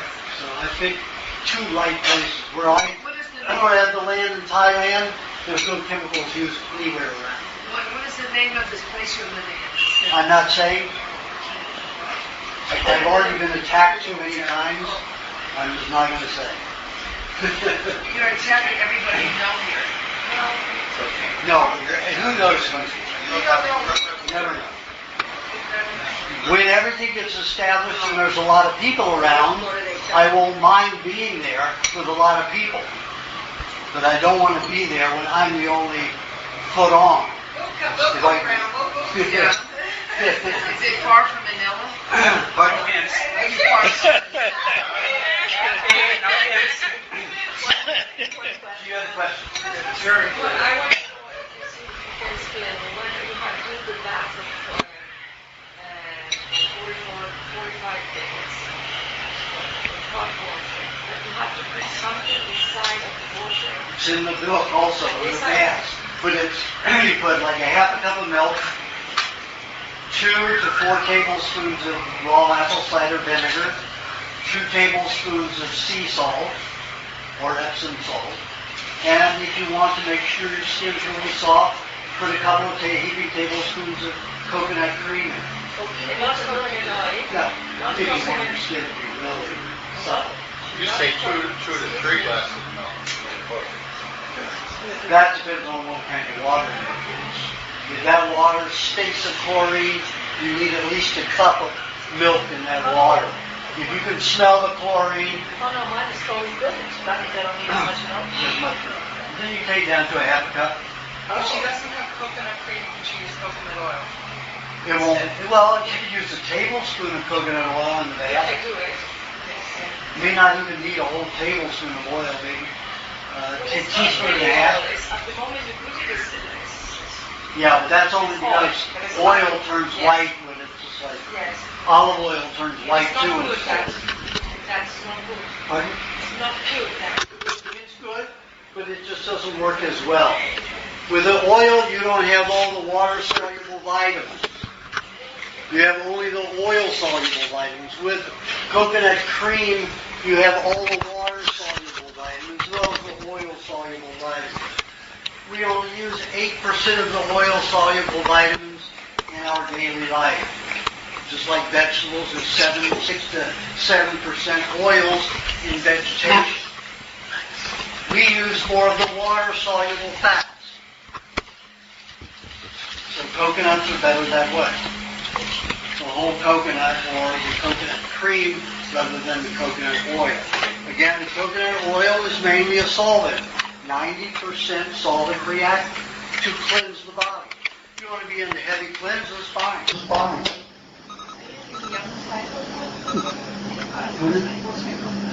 Well, if you're using the mature one, you gotta be thick. Meat.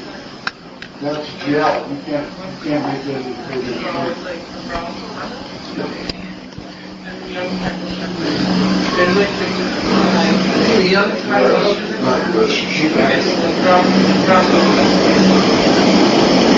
He's trying to go to the chest. That's what you want to use to grind and press. You know, it's funny. In Thailand, the word for coconut cream is gati. In Philippines, it's gata. Yeah, there are, quite a few gata, gati. You what? Well, I'll eat that kind of shit anyway. What about, did you say, which I couldn't hear you, did you say the young coconuts is not good to eat? No, coconut's good to eat, but you can't make coconut cream with it. You can eat it, but it's not. Yeah, you won't make coconut cream. Pardon?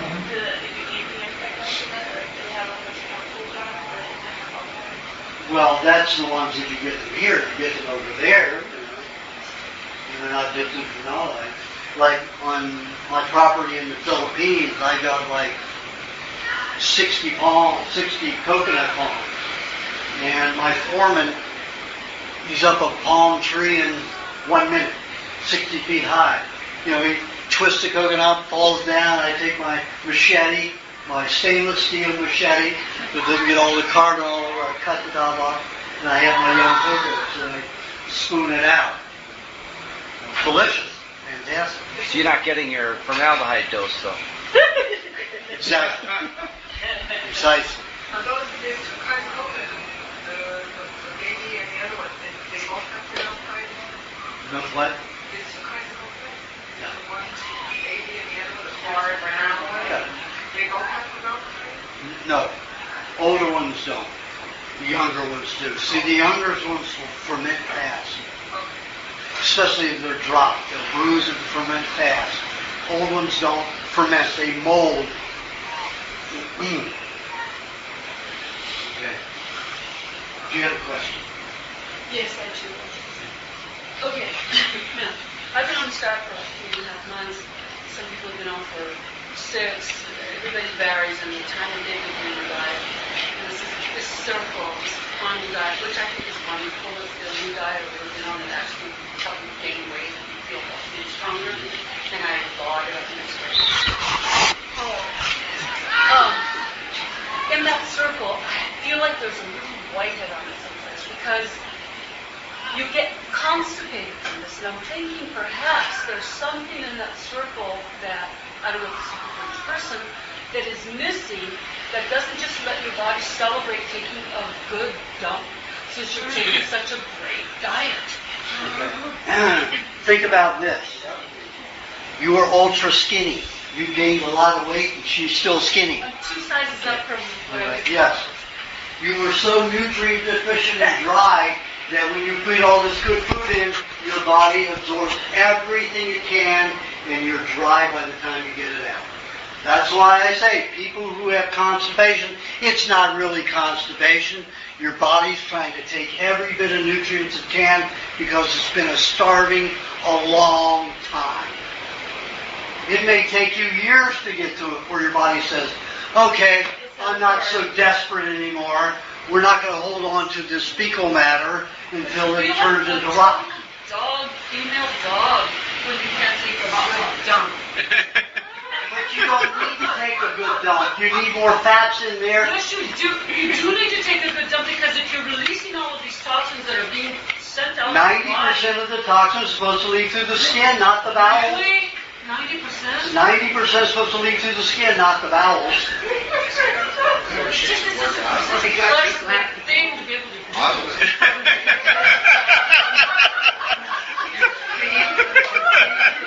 joy in my life of this. To the back end. No, I tried that thing. Do it again. Do it. If you're doing it right, it's not a mess. It is, well, Many times, Huh?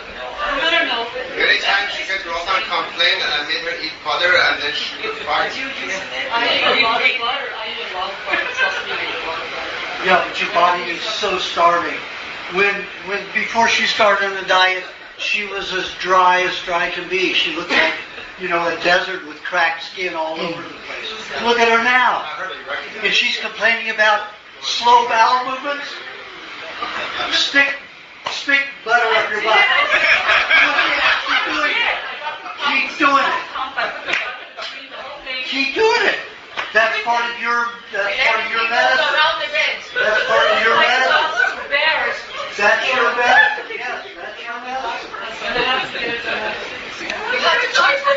I eat like you, and I'm shitting 3-4 times a day. I've been doing this for 30-some years. That's what I'm saying. This is your cycle.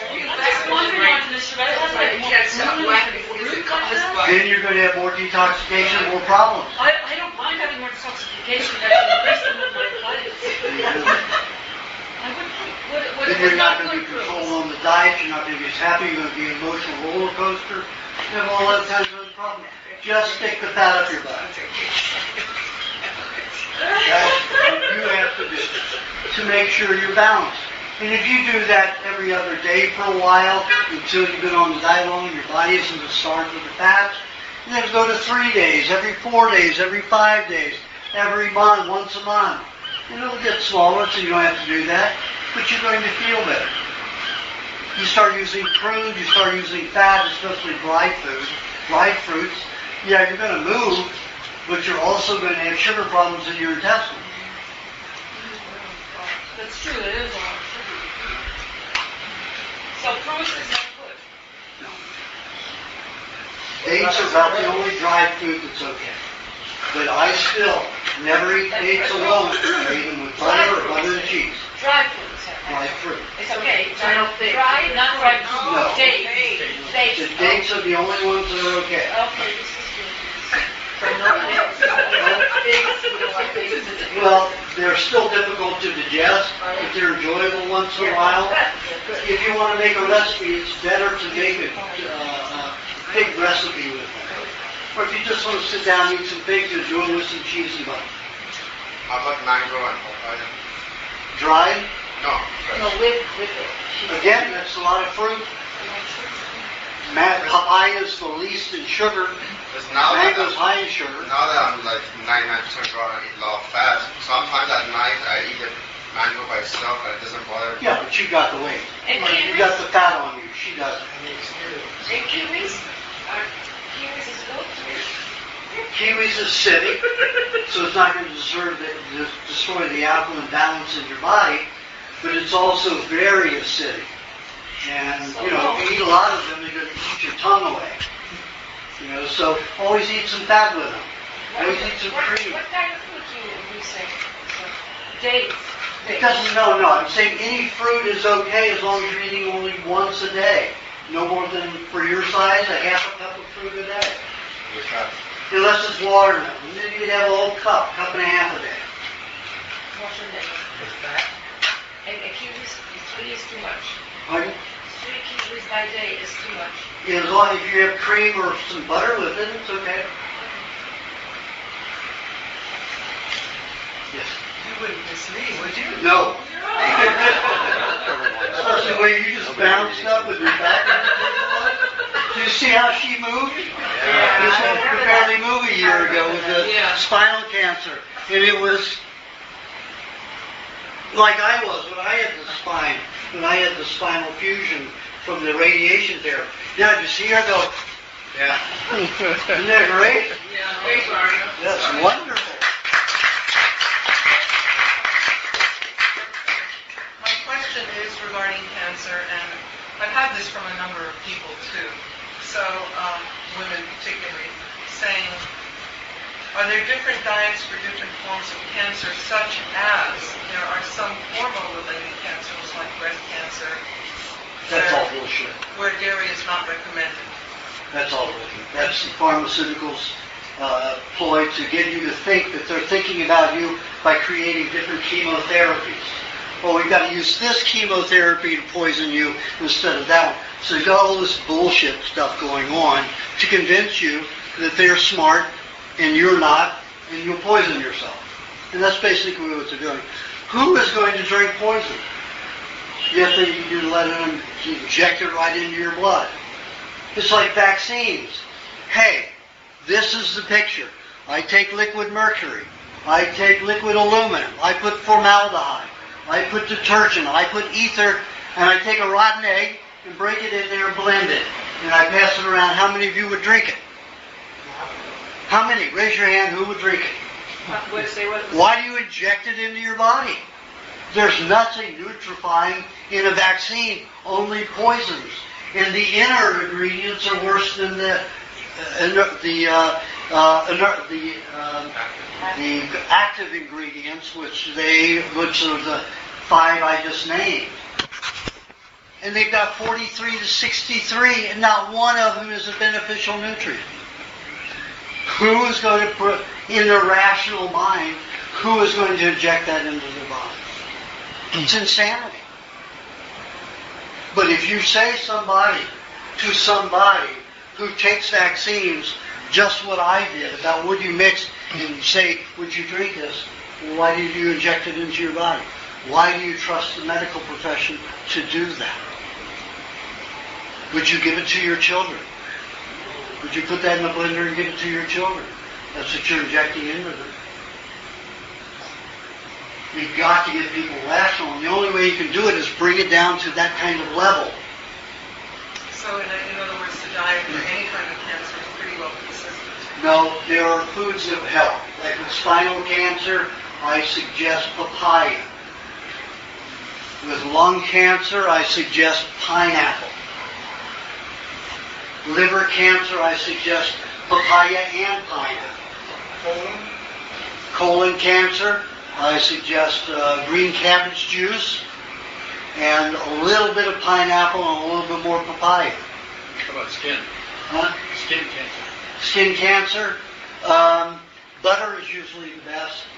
You can put pineapple on, rub pineapple on the area. You could use vinegar, but vinegar is tricky. It will work, but you just have to really make sure it's localized. Put pineapple. Oh, been working on a new thing. Who wants to volunteer? I need people with freckles. People with freckles all over their body. How about moles? Okay. Moles? Moles too. Moles will work. Yes. Okay. I discovered when I was experimenting with pineapple, because I had some pineapple in my land. And I thought, oh my gosh, this makes my skin feel really nice. And I never put pineapple in my skin before. And so I put it all over my skin just to see what would happen. And the next day, all my freckles were reduced in color by 10%. I used to have all these liver spots on the back of my hands. I've only put it on my back of my hands 5 times, and 80% of the liver spots are gone from my hands. You leave it on pineapple? Yeah, pineapple. I just leave it all day. I don't wash off till the next time I get in water. Is it acidic? It's a little sticky. Is it? I mean, like if I have this eczema, is it not good for that? Yeah, it's good for it. It's okay for it? Okay. I'll try it. And butter. So you want us to take pictures? Butter on your skin. I experimented with some people with eczema, and butter works better than my normal facial I butter. was going to say I'm still not sure. Okay, butter. So you want before and after pictures from all of us that want it? Yeah, if you have them, definitely document it. I didn't document mine because I didn't realize what was going to happen. I was just doing it to see what would happen. Can you see all the freckles that I had in my face last year? All the injections? And I only put it on my face 3 times. So the butter first and then the And the liver spots that I had here and here, gone. You just put the 3 pineapple, times. that's all. 3 times the pineapple. Pardon? Tell what you did exactly. Okay, I took just a chunk. I'll show you. Well, I got 2 pieces.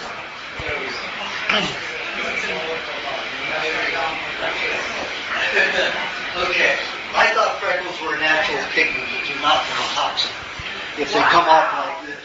So what I did was just got, you don't want a yellow one, it's too sweet, too high in sugar. So what I do is just rub it on. But that's yellow. That's it, just rub it on. And sometimes I take a longer piece and just go like this. You know.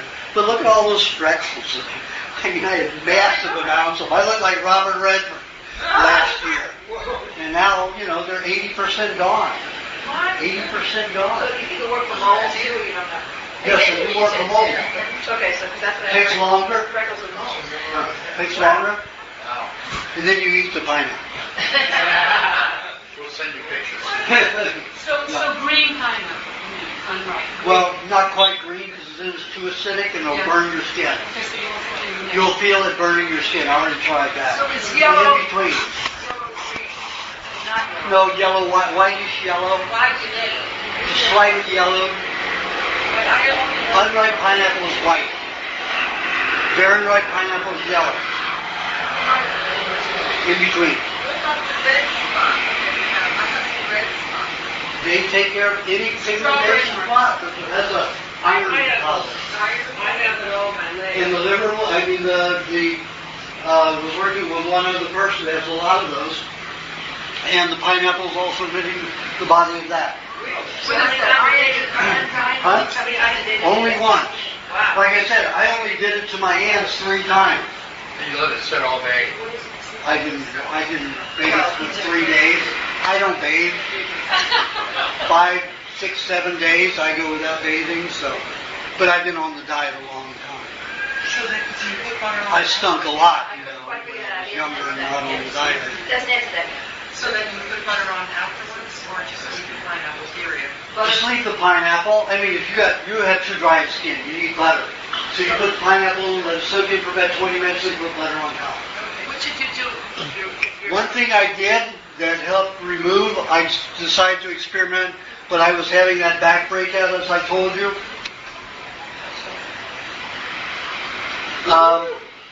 And I had freckles all, 3 times, 5 times, 20 times the amount of freckles last year that I had today. So what I was doing was I was experimenting. I got massages, a couple a week or one a week. And I took coconut cream, half coconut cream, half butter, and then 3 tablespoons, so it was like 3 ounces of butter, warm, room temperature, 3 ounces of coconut cream, and 3 to 4 tablespoons of pineapple juice. I just take a circle of pineapple and squeeze the juice into it. I blended that together and then took it to the massage therapist, and the massage therapist started working it into my body. So I had 3 massages like that. And it took all of that away. That many, probably only 50% in this area. 80% here and 80% of my face. And that was just in the coconut cream and butter. And her hands, she kept saying when I came in, "Can I massage you? Can I massage you?" And she said, "How do you make this? How do you make this?" Because it took her, and she was an elderly lady with all these, marks on her hands and everything. And she turned her hands around in 3 massages, 2 massages. Can you say one more time what was in it? It was butter? Yeah, butter, coconut cream, and pineapple juice. Okay. How much of each? I said 3 ounces of each. Well, if you go through your whole body. I get a 2-hour massage when I have them, so it takes a lot more of it. If you're getting an hour massage, you'll need half of that. So you said 3 to 4 tablespoons of pineapple juice. 3 to 4 tablespoons of pineapple. And the ounces of butter, 3 ounces of butter. 3 ounces of butter, 3 ounces of coconut cream for a 2-hour massage. Half of that if it's an hour massage. Will this last if I don't use it all right away? Lasted me, I used it up to 3 days later. And not in the refrigerator. It'd probably be okay to put in the refrigerator. Probably be a little bit better. Wouldn't ferment as much. Because the pineapple will be fermented. Does it get hard? Yeah, but then you bring it out again and put in some warm water if you're going to massage. Does that get rid of the little strawberry marks that men get? The dead strawberry marks from the water? Those are iron deposits. And iodine. Iron and iodine parts. Wow. So just take the pineapple and rub it on. Okay. Do you have a question? Yeah, actually, for sparkling mineral water, is there any good way to get rid of that added CO2? I'm sorry, do you have For that sparkling mineral water, any good kind to get that doesn't have added CO2? All of them, you have to add the CO2. I heard that was bad. Is that No. If it's naturally carbonated, that means naturally carbonated. It says carbonated naturally or sparkling natural water. But if the natural goes before the carbonation, or the sparkling, that means the carbons come out of the well. So you have a carbon pocket of gas in the well in your water. You put a pipe down into both and shoot them in together. Okay, so all of your naturally sparkling waters are its own gas from the well. So what's the label? It's not Coca-Cola carbonated. Right. What's the label that you look for? Naturally sparkling, naturally carbonated. Okay. Yeah. Perrier, Romlusa, Pellegrino, San Pellegrino, San Faustino. Apolinario is one of my favorite. Daryl Steiner is my favorite. Apollinaris is the next. My choice. For some reason I got my upset stomach. I had that strawberries in it. What do I take for that? Use some cream or something. Cottage cheese or something. Just take a little bit of that. Or, drink a milk or kefir. You want to drink my kefir? Okay, thank you. Just a little bit. I just got a nauseous feeling. Thank you. Thank you so much. Okay, Bill. So my question has to do with the food combining with milk.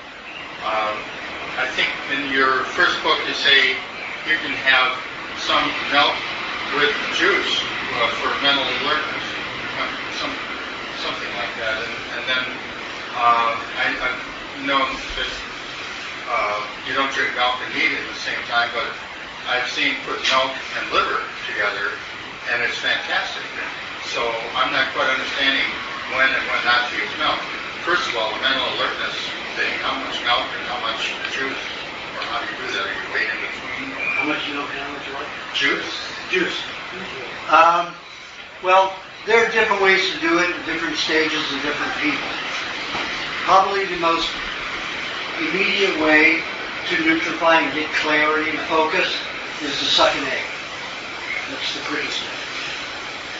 If you want really long-term focus and concentration, you mix the milk and some juice and an egg together. So, what kind of proportion? It depends upon the person and what they digest. But I would say probably 1/3 juice, 2/3 milk. What kind of juice? And stick an egg in there too. And it gets along with itself, right? I mean, I thought that the juice released certain kind of things to digest it, milk released other kinds of things to digest it, but it works, right? You've got all kinds of colonies of bacteria, and they all work together. They're not isolated here and there, except the ones in the small intestines are different completely from those in the bowel. So those are different. But you've got all kinds of colonies to digest almost anything you want, depending on how much vegetation you eat. We've got a very limited amount, to just maybe 2% of our bacteria can handle cellulose. And that's it. So we don't want to eat much vegetation. And if we do, we should have it in the form of juice. But you can mix almost everything on this diet, but I don't suggest eating many different fruits with your meat, because it's just too alkaline. Sometimes Rossum has a ceviche or a mango pepper kind of thing, something. It's got a lot of vegetables in there, along with the chicken or the fish. Not good. Not good to eat those carrots with it. Not good to eat that vegetation with it. When I eat that stuff, all those vegetables get tossed. Yeah. Let's think about this. But it still tastes good. You don't have to eat the vegetables the same taste. Or you can have the vegetables later. Yeah, you can do that. Absolutely. Okay. So, but why, in the course of a day, then, for your recommendations, 6 different meals a day, those are separated to give something a chance to digest before you go on to the next set of things or whatever. But if you take 2 of them and put them together, doesn't that contradict? Yeah. It will make it more difficult to digest. But isn't the juice in the milk the same kind of thing? No, because you're not having that much in this liquid. How much is much? There's all, you're talking about it's 90 to 90% liquid. Water. Yeah. So you only have to break down 8 to 10% of the value in there. If you're looking at meat, you've got to break down 45 to 50% of protein and fat structures. Different. Thank you. Hi. Thank you very much for a very thought-provoking question and answer. I just read your book. I thought it made nice to come along with treatment violence test. That said, I have a history of 11 years of hypnotic surgery twice, sclerosis throughout my body, my legs, the vascular blockages. Does not run necessarily throughout my family, but it is kind of a general leg, not a severe in my case. I've read a small part of the book that appertains to lupus sclerosis. It's about 200 words. What would you recommend for a person my age, about 60, about 60, to not so much maybe vanquish the plaque, but to reverse or to subdue? Well, to get rid of that kind of plaque, what I suggest you do is take about 2 ounces of coconut cream, or your fruit meal. 2 ounces of coconut cream, half a cup of pineapple and about a quarter of a teaspoon of vinegar only, quarter of a teaspoon. Apple cider? Yes, raw apple cider vinegar. And about a tablespoon of butter, and 2 tablespoons of dairy cream, and 1 tablespoon of honey. And don't drink that fast. You take 30 minutes to drink it. Eat a piece of cheese first, and then 10 minutes after that, take 30 minutes to drink it. And that'll go in and start taking it out a little at a time, every day. And then that's the way I would slowly work into it. And then as you do it longer, you can put half a teaspoon of vinegar. You make it 7 months after you've been doing the other. With only a quarter teaspoon, make it a half a teaspoon of vinegar. Keep doing it. You do it, 5 days a week. Take 2 days off. It doesn't have to be 2 consecutive days. Just so your body can concentrate on cleaning something else up. Your question.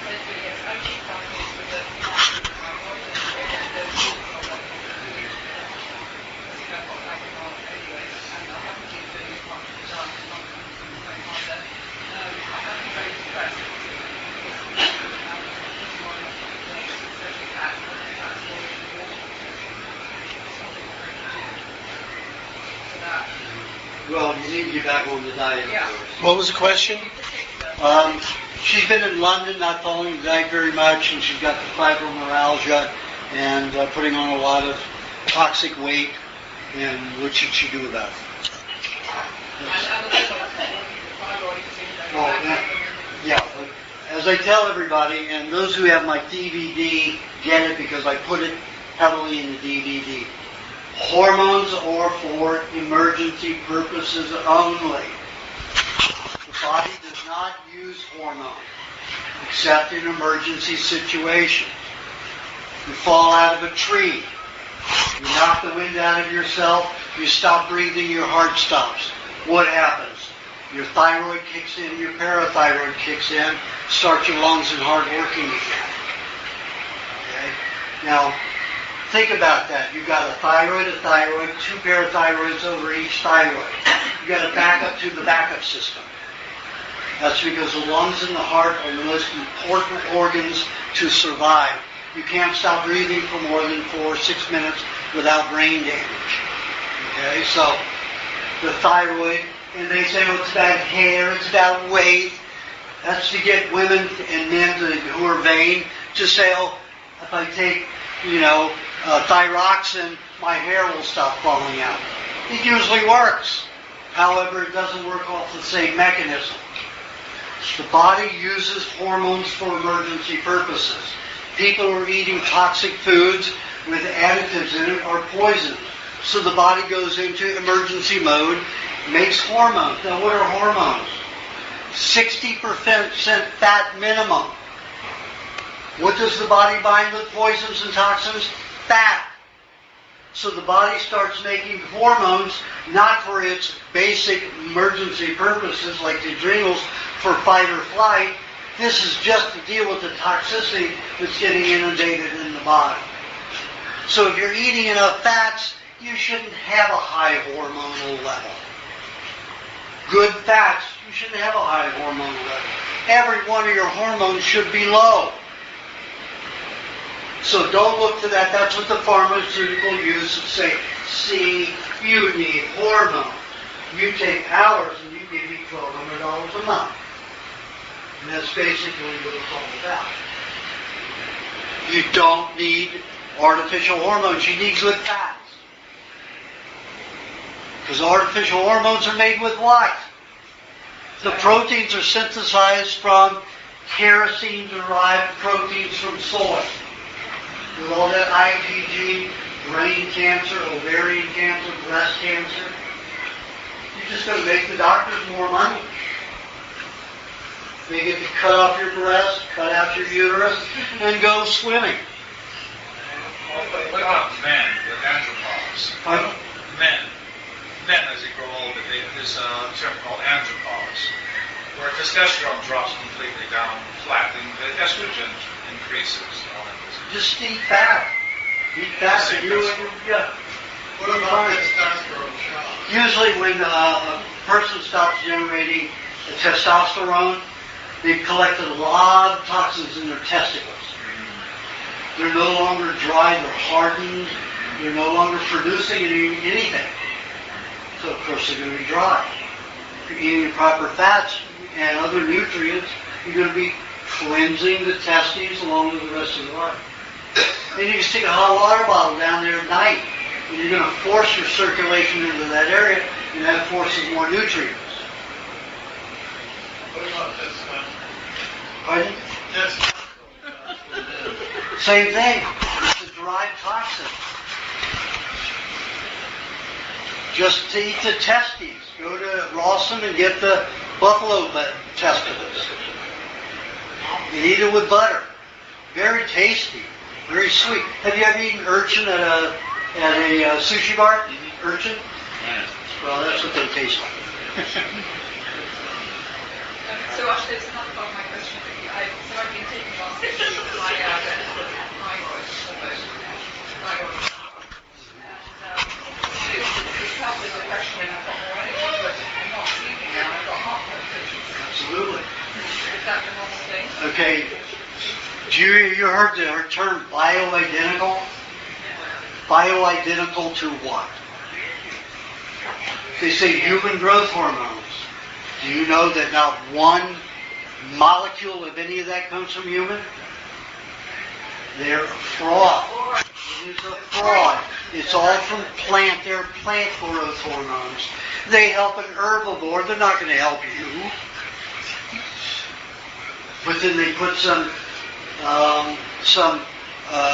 petroleum-derived fats in there. And of course your body's going to use fats to protect itself, no matter from where the fats come from. But what happens when the byproduct of that petroleum starts outgassing in your body and you end up malfunctioning and getting cancer? Short term, they've got it down. We'll help you short term. In the long term, we'll really get you. And that's what the pharmaceutical house is all about. Money, money, money. Well, you deteriorate. You're no better than ants to them. They're annoying. Useless ears. Pardon? Useless ears. Yes. So sleep deprivation, what would you recommend as the number one introduction before you sleep? Or Well, a lot of sleep deprivation is a protein deficiency. Another 10 to 15% of sleep deprivation is too many hormones rushing in the body, like testosterone or estrogen.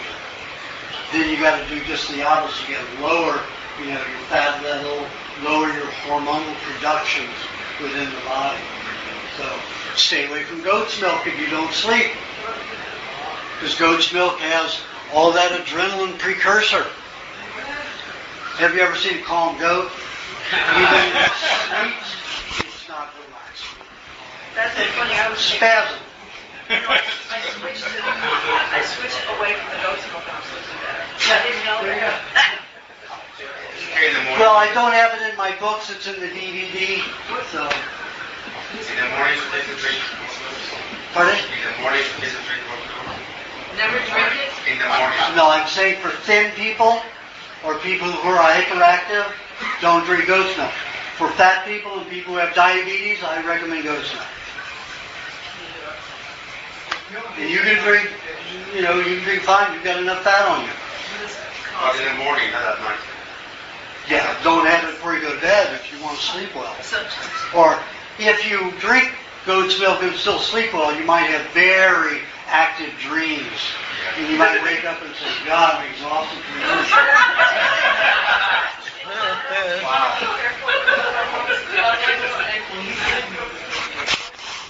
Well, as long as it's raw, you have to worry about it.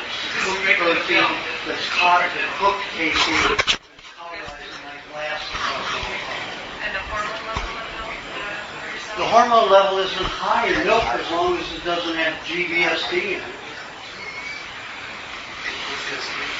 Very low hormone levels in milk, and let's look at hormones to make them produce lots of milk. Los Angeles. Your question. Yeah. Did the raw vegan thing for about 8 years, hit the wall, like you're saying. It took you 8 years? Yeah. Boy, you better man than I. Yeah. So thank you. I read the book. I did all the protocols and put a lot of weight on. Felt really good. I've actually drinking milk with Dave Wolf and had some raw meat with those guys. So. Dave Wolf has some raw meat? Yeah. Oh my God!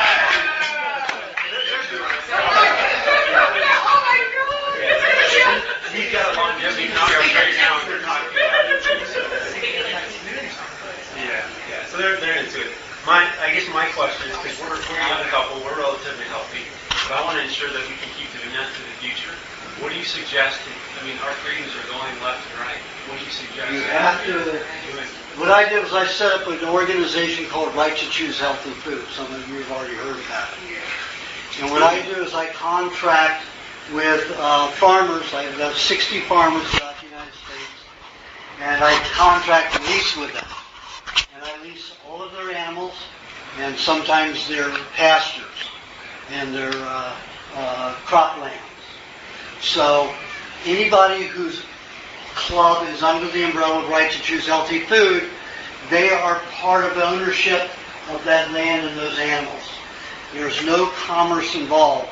Government only has jurisdiction over commerce. So when you go to Rawson, because of the way I set it up, you're not buying food. You already own the food.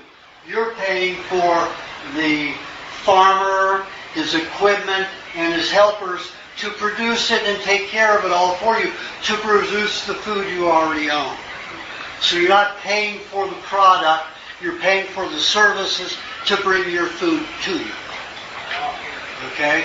Government has no jurisdiction, or else they would have closed everybody down, and they haven't. And I protected over 60 farmers in the last 8 years from being shut down and out of business by health departments. So that's what you have to do. You have to do this for an organization, and you have to own leasing is ownership. You lease a car, you got responsibility on everything. You wreck it, you pay for it, you have to buy insurance for it, you kill somebody with it. The leasing company is not responsible for anything. In a lease agreement, you have total ownership until the lease agreement is up. Cow share programs, you don't have that in law. There's no precedent in law. Only in a few states have they, like Colorado. So, like in one court case, the judge says, okay, cow share, what do you own, the hoof? Who owns the other? Whoever owns the other gets the milk. That kind of stupid thinking. But a judge, when he has no precedence, can say anything.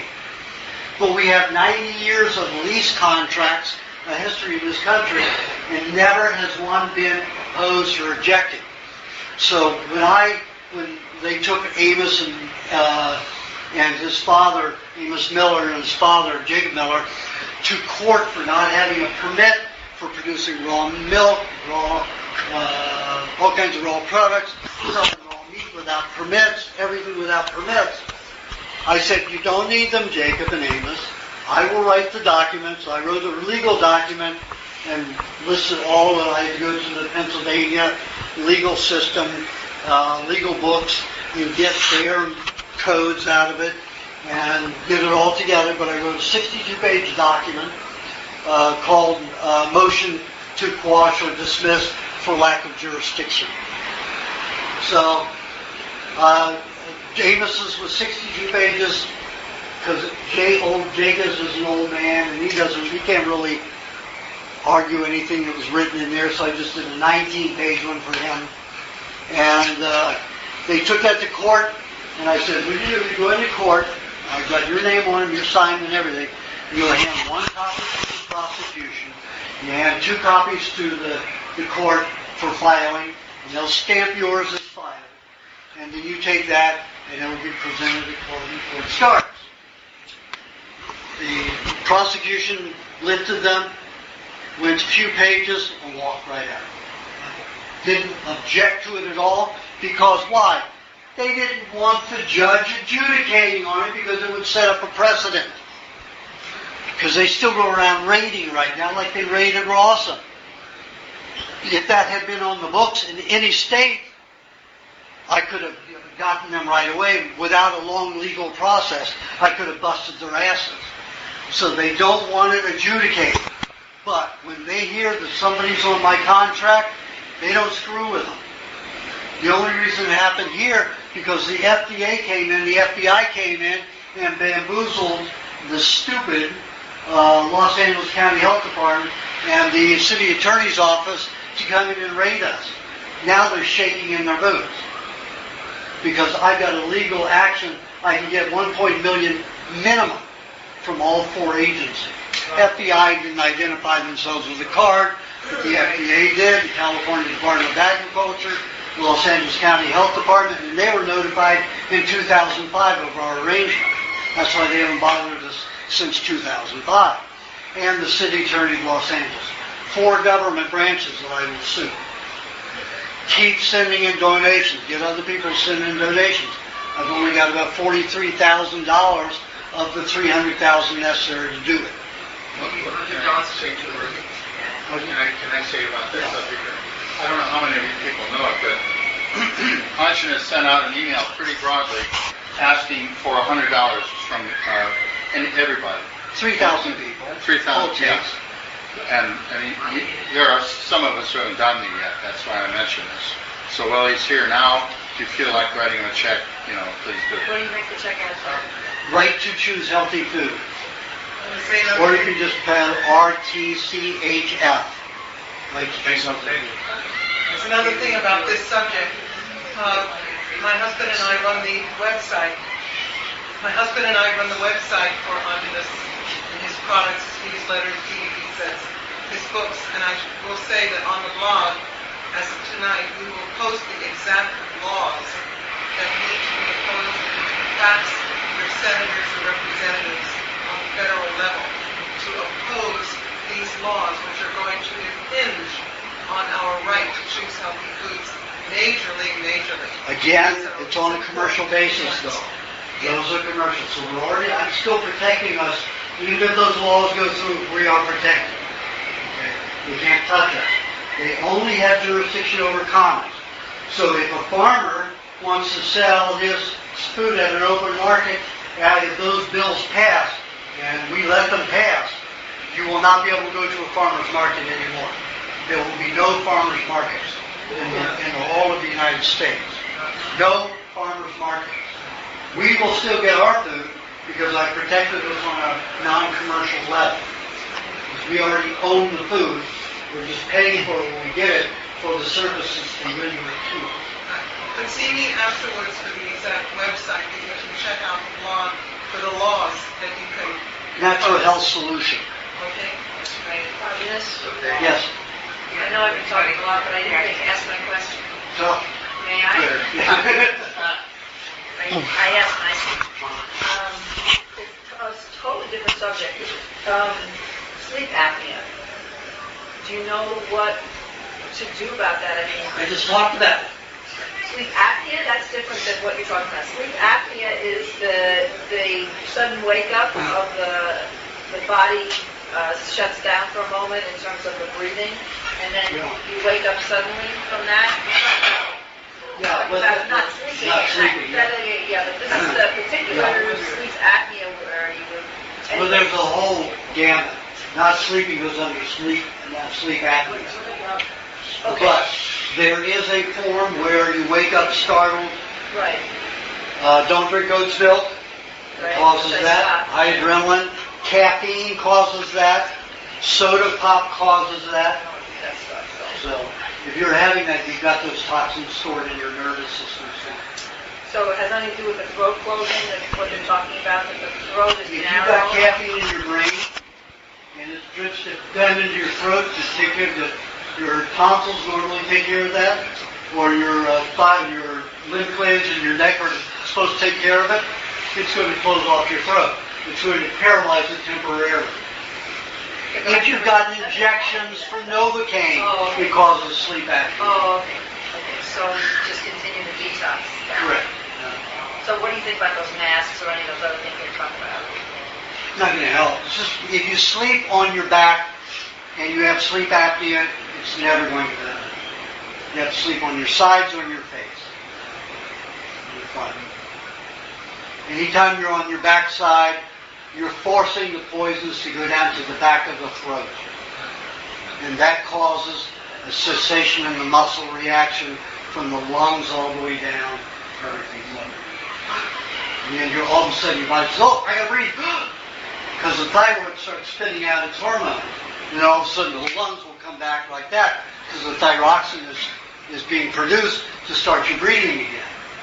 So don't sleep on your back. So if I take the sleep apnea test, I should do it on my back so that they can find it? Yeah, absolutely. I mean, I do generally sleep on the back for other reasons, so that's a change. There you go. You're going to always extend. But it's a new thing for the last couple of years. I mean, It could be Dr. Novocaine or caffeine, theobromine, could be many things. It's not caffeine. I never had caffeine. I never drank coffee. I never drank soda. No. So I never. Chocolate? A little bit. Tea? Not very much. No, that's it. So it could be the Novocaine and that kind of stuff. But that's Novocaine, Ziocaine, all of it. Maybe it's just another detox. It is. So Novocaine, Ziocaine, rather than caffeine. That's the overload. So maybe that's what the sleep apnea is. Detox. Okay. But it sends it down from the brain into the throat to be handled because of all these lymph glands around here. Right. But if it's like Novocaine, it'll paralyze the throat. Even processed caffeine in the body becomes a neurological depressant. So when it gets in the throat, paralyzes all the muscles in the spinal cord going down to the lungs. And the ones that go to the lungs are right here. Poisons get back into there, all of a sudden your lungs are poisoned. They're paralyzed. I also have a stiff neck, which I've never had before. So it's all the same. We think it's all the same. Dumping into the neck, trying to deal So what with do it. you suggest to help it along or to ease it along? To do what? To help it along or ease it along, what do you recommend? Hot water bottles on your neck, a lot of perspiration. Okay. So just keep doing it. And eat cheese. Cheese and honey together twice daily after your meat meal. Make sure you're getting enough minerals. And then okay, that's what I've been doing. You have questions? Yeah, I'm wondering how much butter you use a day, how much you use much. I mean, I know that it's a good butter and a raw fat, but like pound of butter, that's probably too much. Or like. After she asked how much butter is too much. How much can we eat? I don't say there's a limit until you can't digest anymore. When I ate the poison mushroom, I worked to having 1 pound to 1.5 pounds a day.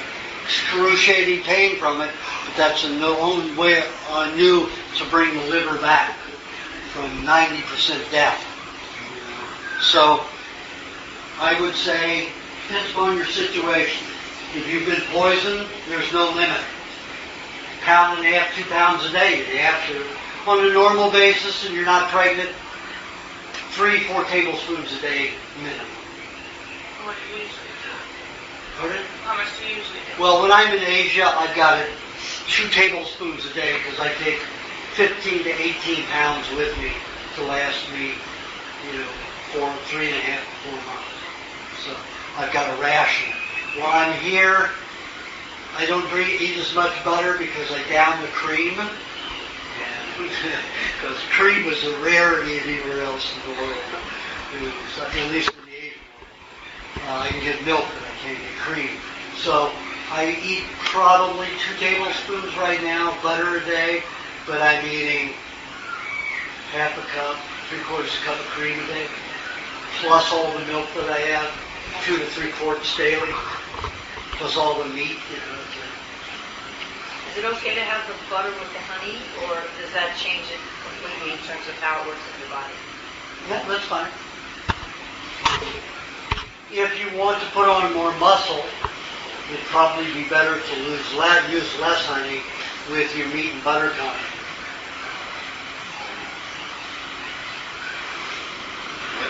When the rain happened for like 2 months or a month and a half, everybody was also under blood pressure. The what? You're under a lot of pressure, and with, every day, for like 2 weeks, I hardly ate anything. And about 3 weeks ago, I was just driving PCH, and I had this intuition, so I'm like eating. I ate half of a pound of butter in just like in 5 minutes. And and my whole pain all my life just went away. The next day, I had a pound of cream, and all my nervous problem went away. I was able to start doing normally for the first time in my life. But you couldn't do that every day. No, Yeah, diarrhea. But yeah, like I say, you do this all the time. So on a regular basis, I would say minimum of 2 tablespoons daily. Okay, there were some people who didn't give a question. Do you want a question now? I already asked my question. I have a question for you. You mentioned the egg white in the eye and butter treatment. I had LASIK surgery, which I was very displeased with, and so I had lost low light acuity. I would get very tired, have difficulty changing distance to close focus and so forth. Still having astigmatism. It's been about 10 years since the surgery, but would those 2 things help the healing of the cornea? Anything else? The reason that happens, you had LASIK surgery. The reason that happens is keloid. It happens with people who don't break down the dead cells, so they start scarring. They don't build new live cells. They take dead cells and use it like this as dead cells in the scar. I got a little rambunctious, and I pushed to move an aquarium. Instead of taking it by the edge, I pushed it on the glass. It broke right through and cut me to pieces. But this healed and sealed with scar tissue. So none of these cells are alive. They don't produce hair. There's no sensation on them. They're dead cells. So people who keloid, who scar, and your eye's obviously scarred, and you're filled with a lot of dead cell debris behind your eye. So I probably recommend in your situation to put just 1 drop of pineapple juice, clean pineapple juice. You would just squeeze it and get a drop out, so there's no pineapple pulp in it, into 1 teaspoon of butter. Mix that around and use that. And pineapple will help break down the dead cells inside. They're causing, because your body has to focus with dead cells in between it. So when it changes distance, it has to change perspective. In addition to it, I also lost a lot of abilities. My brain worked differently and hasn't completely corrected it. It was very interesting. It's the anesthetic. Yeah. Couldn't spell and so forth. It's the anesthetic. It's not just that the eyes are really functioning. No, it's the anesthetic that does that. It's a neurological damage. He had an allergy to the anesthetic, or they happen to give you too much or something. It was the old days when they got, you had it at the beginning, right? 10 years ago, it was like, Yeah. right when they were starting to do it. No, that was long after they were doing it. He did it about the same time, and he healed in 2 weeks. Yeah. 2 weeks. Yeah, he asked me if it was okay, and I said, listen, you're on a good diet, you're going to heal fast. You know, you could wait 20 years for your corneas to correct. So go ahead and do it. And I had another patient do it just a few months from him, and she's a Chinese lady, and hers healed in 10 days.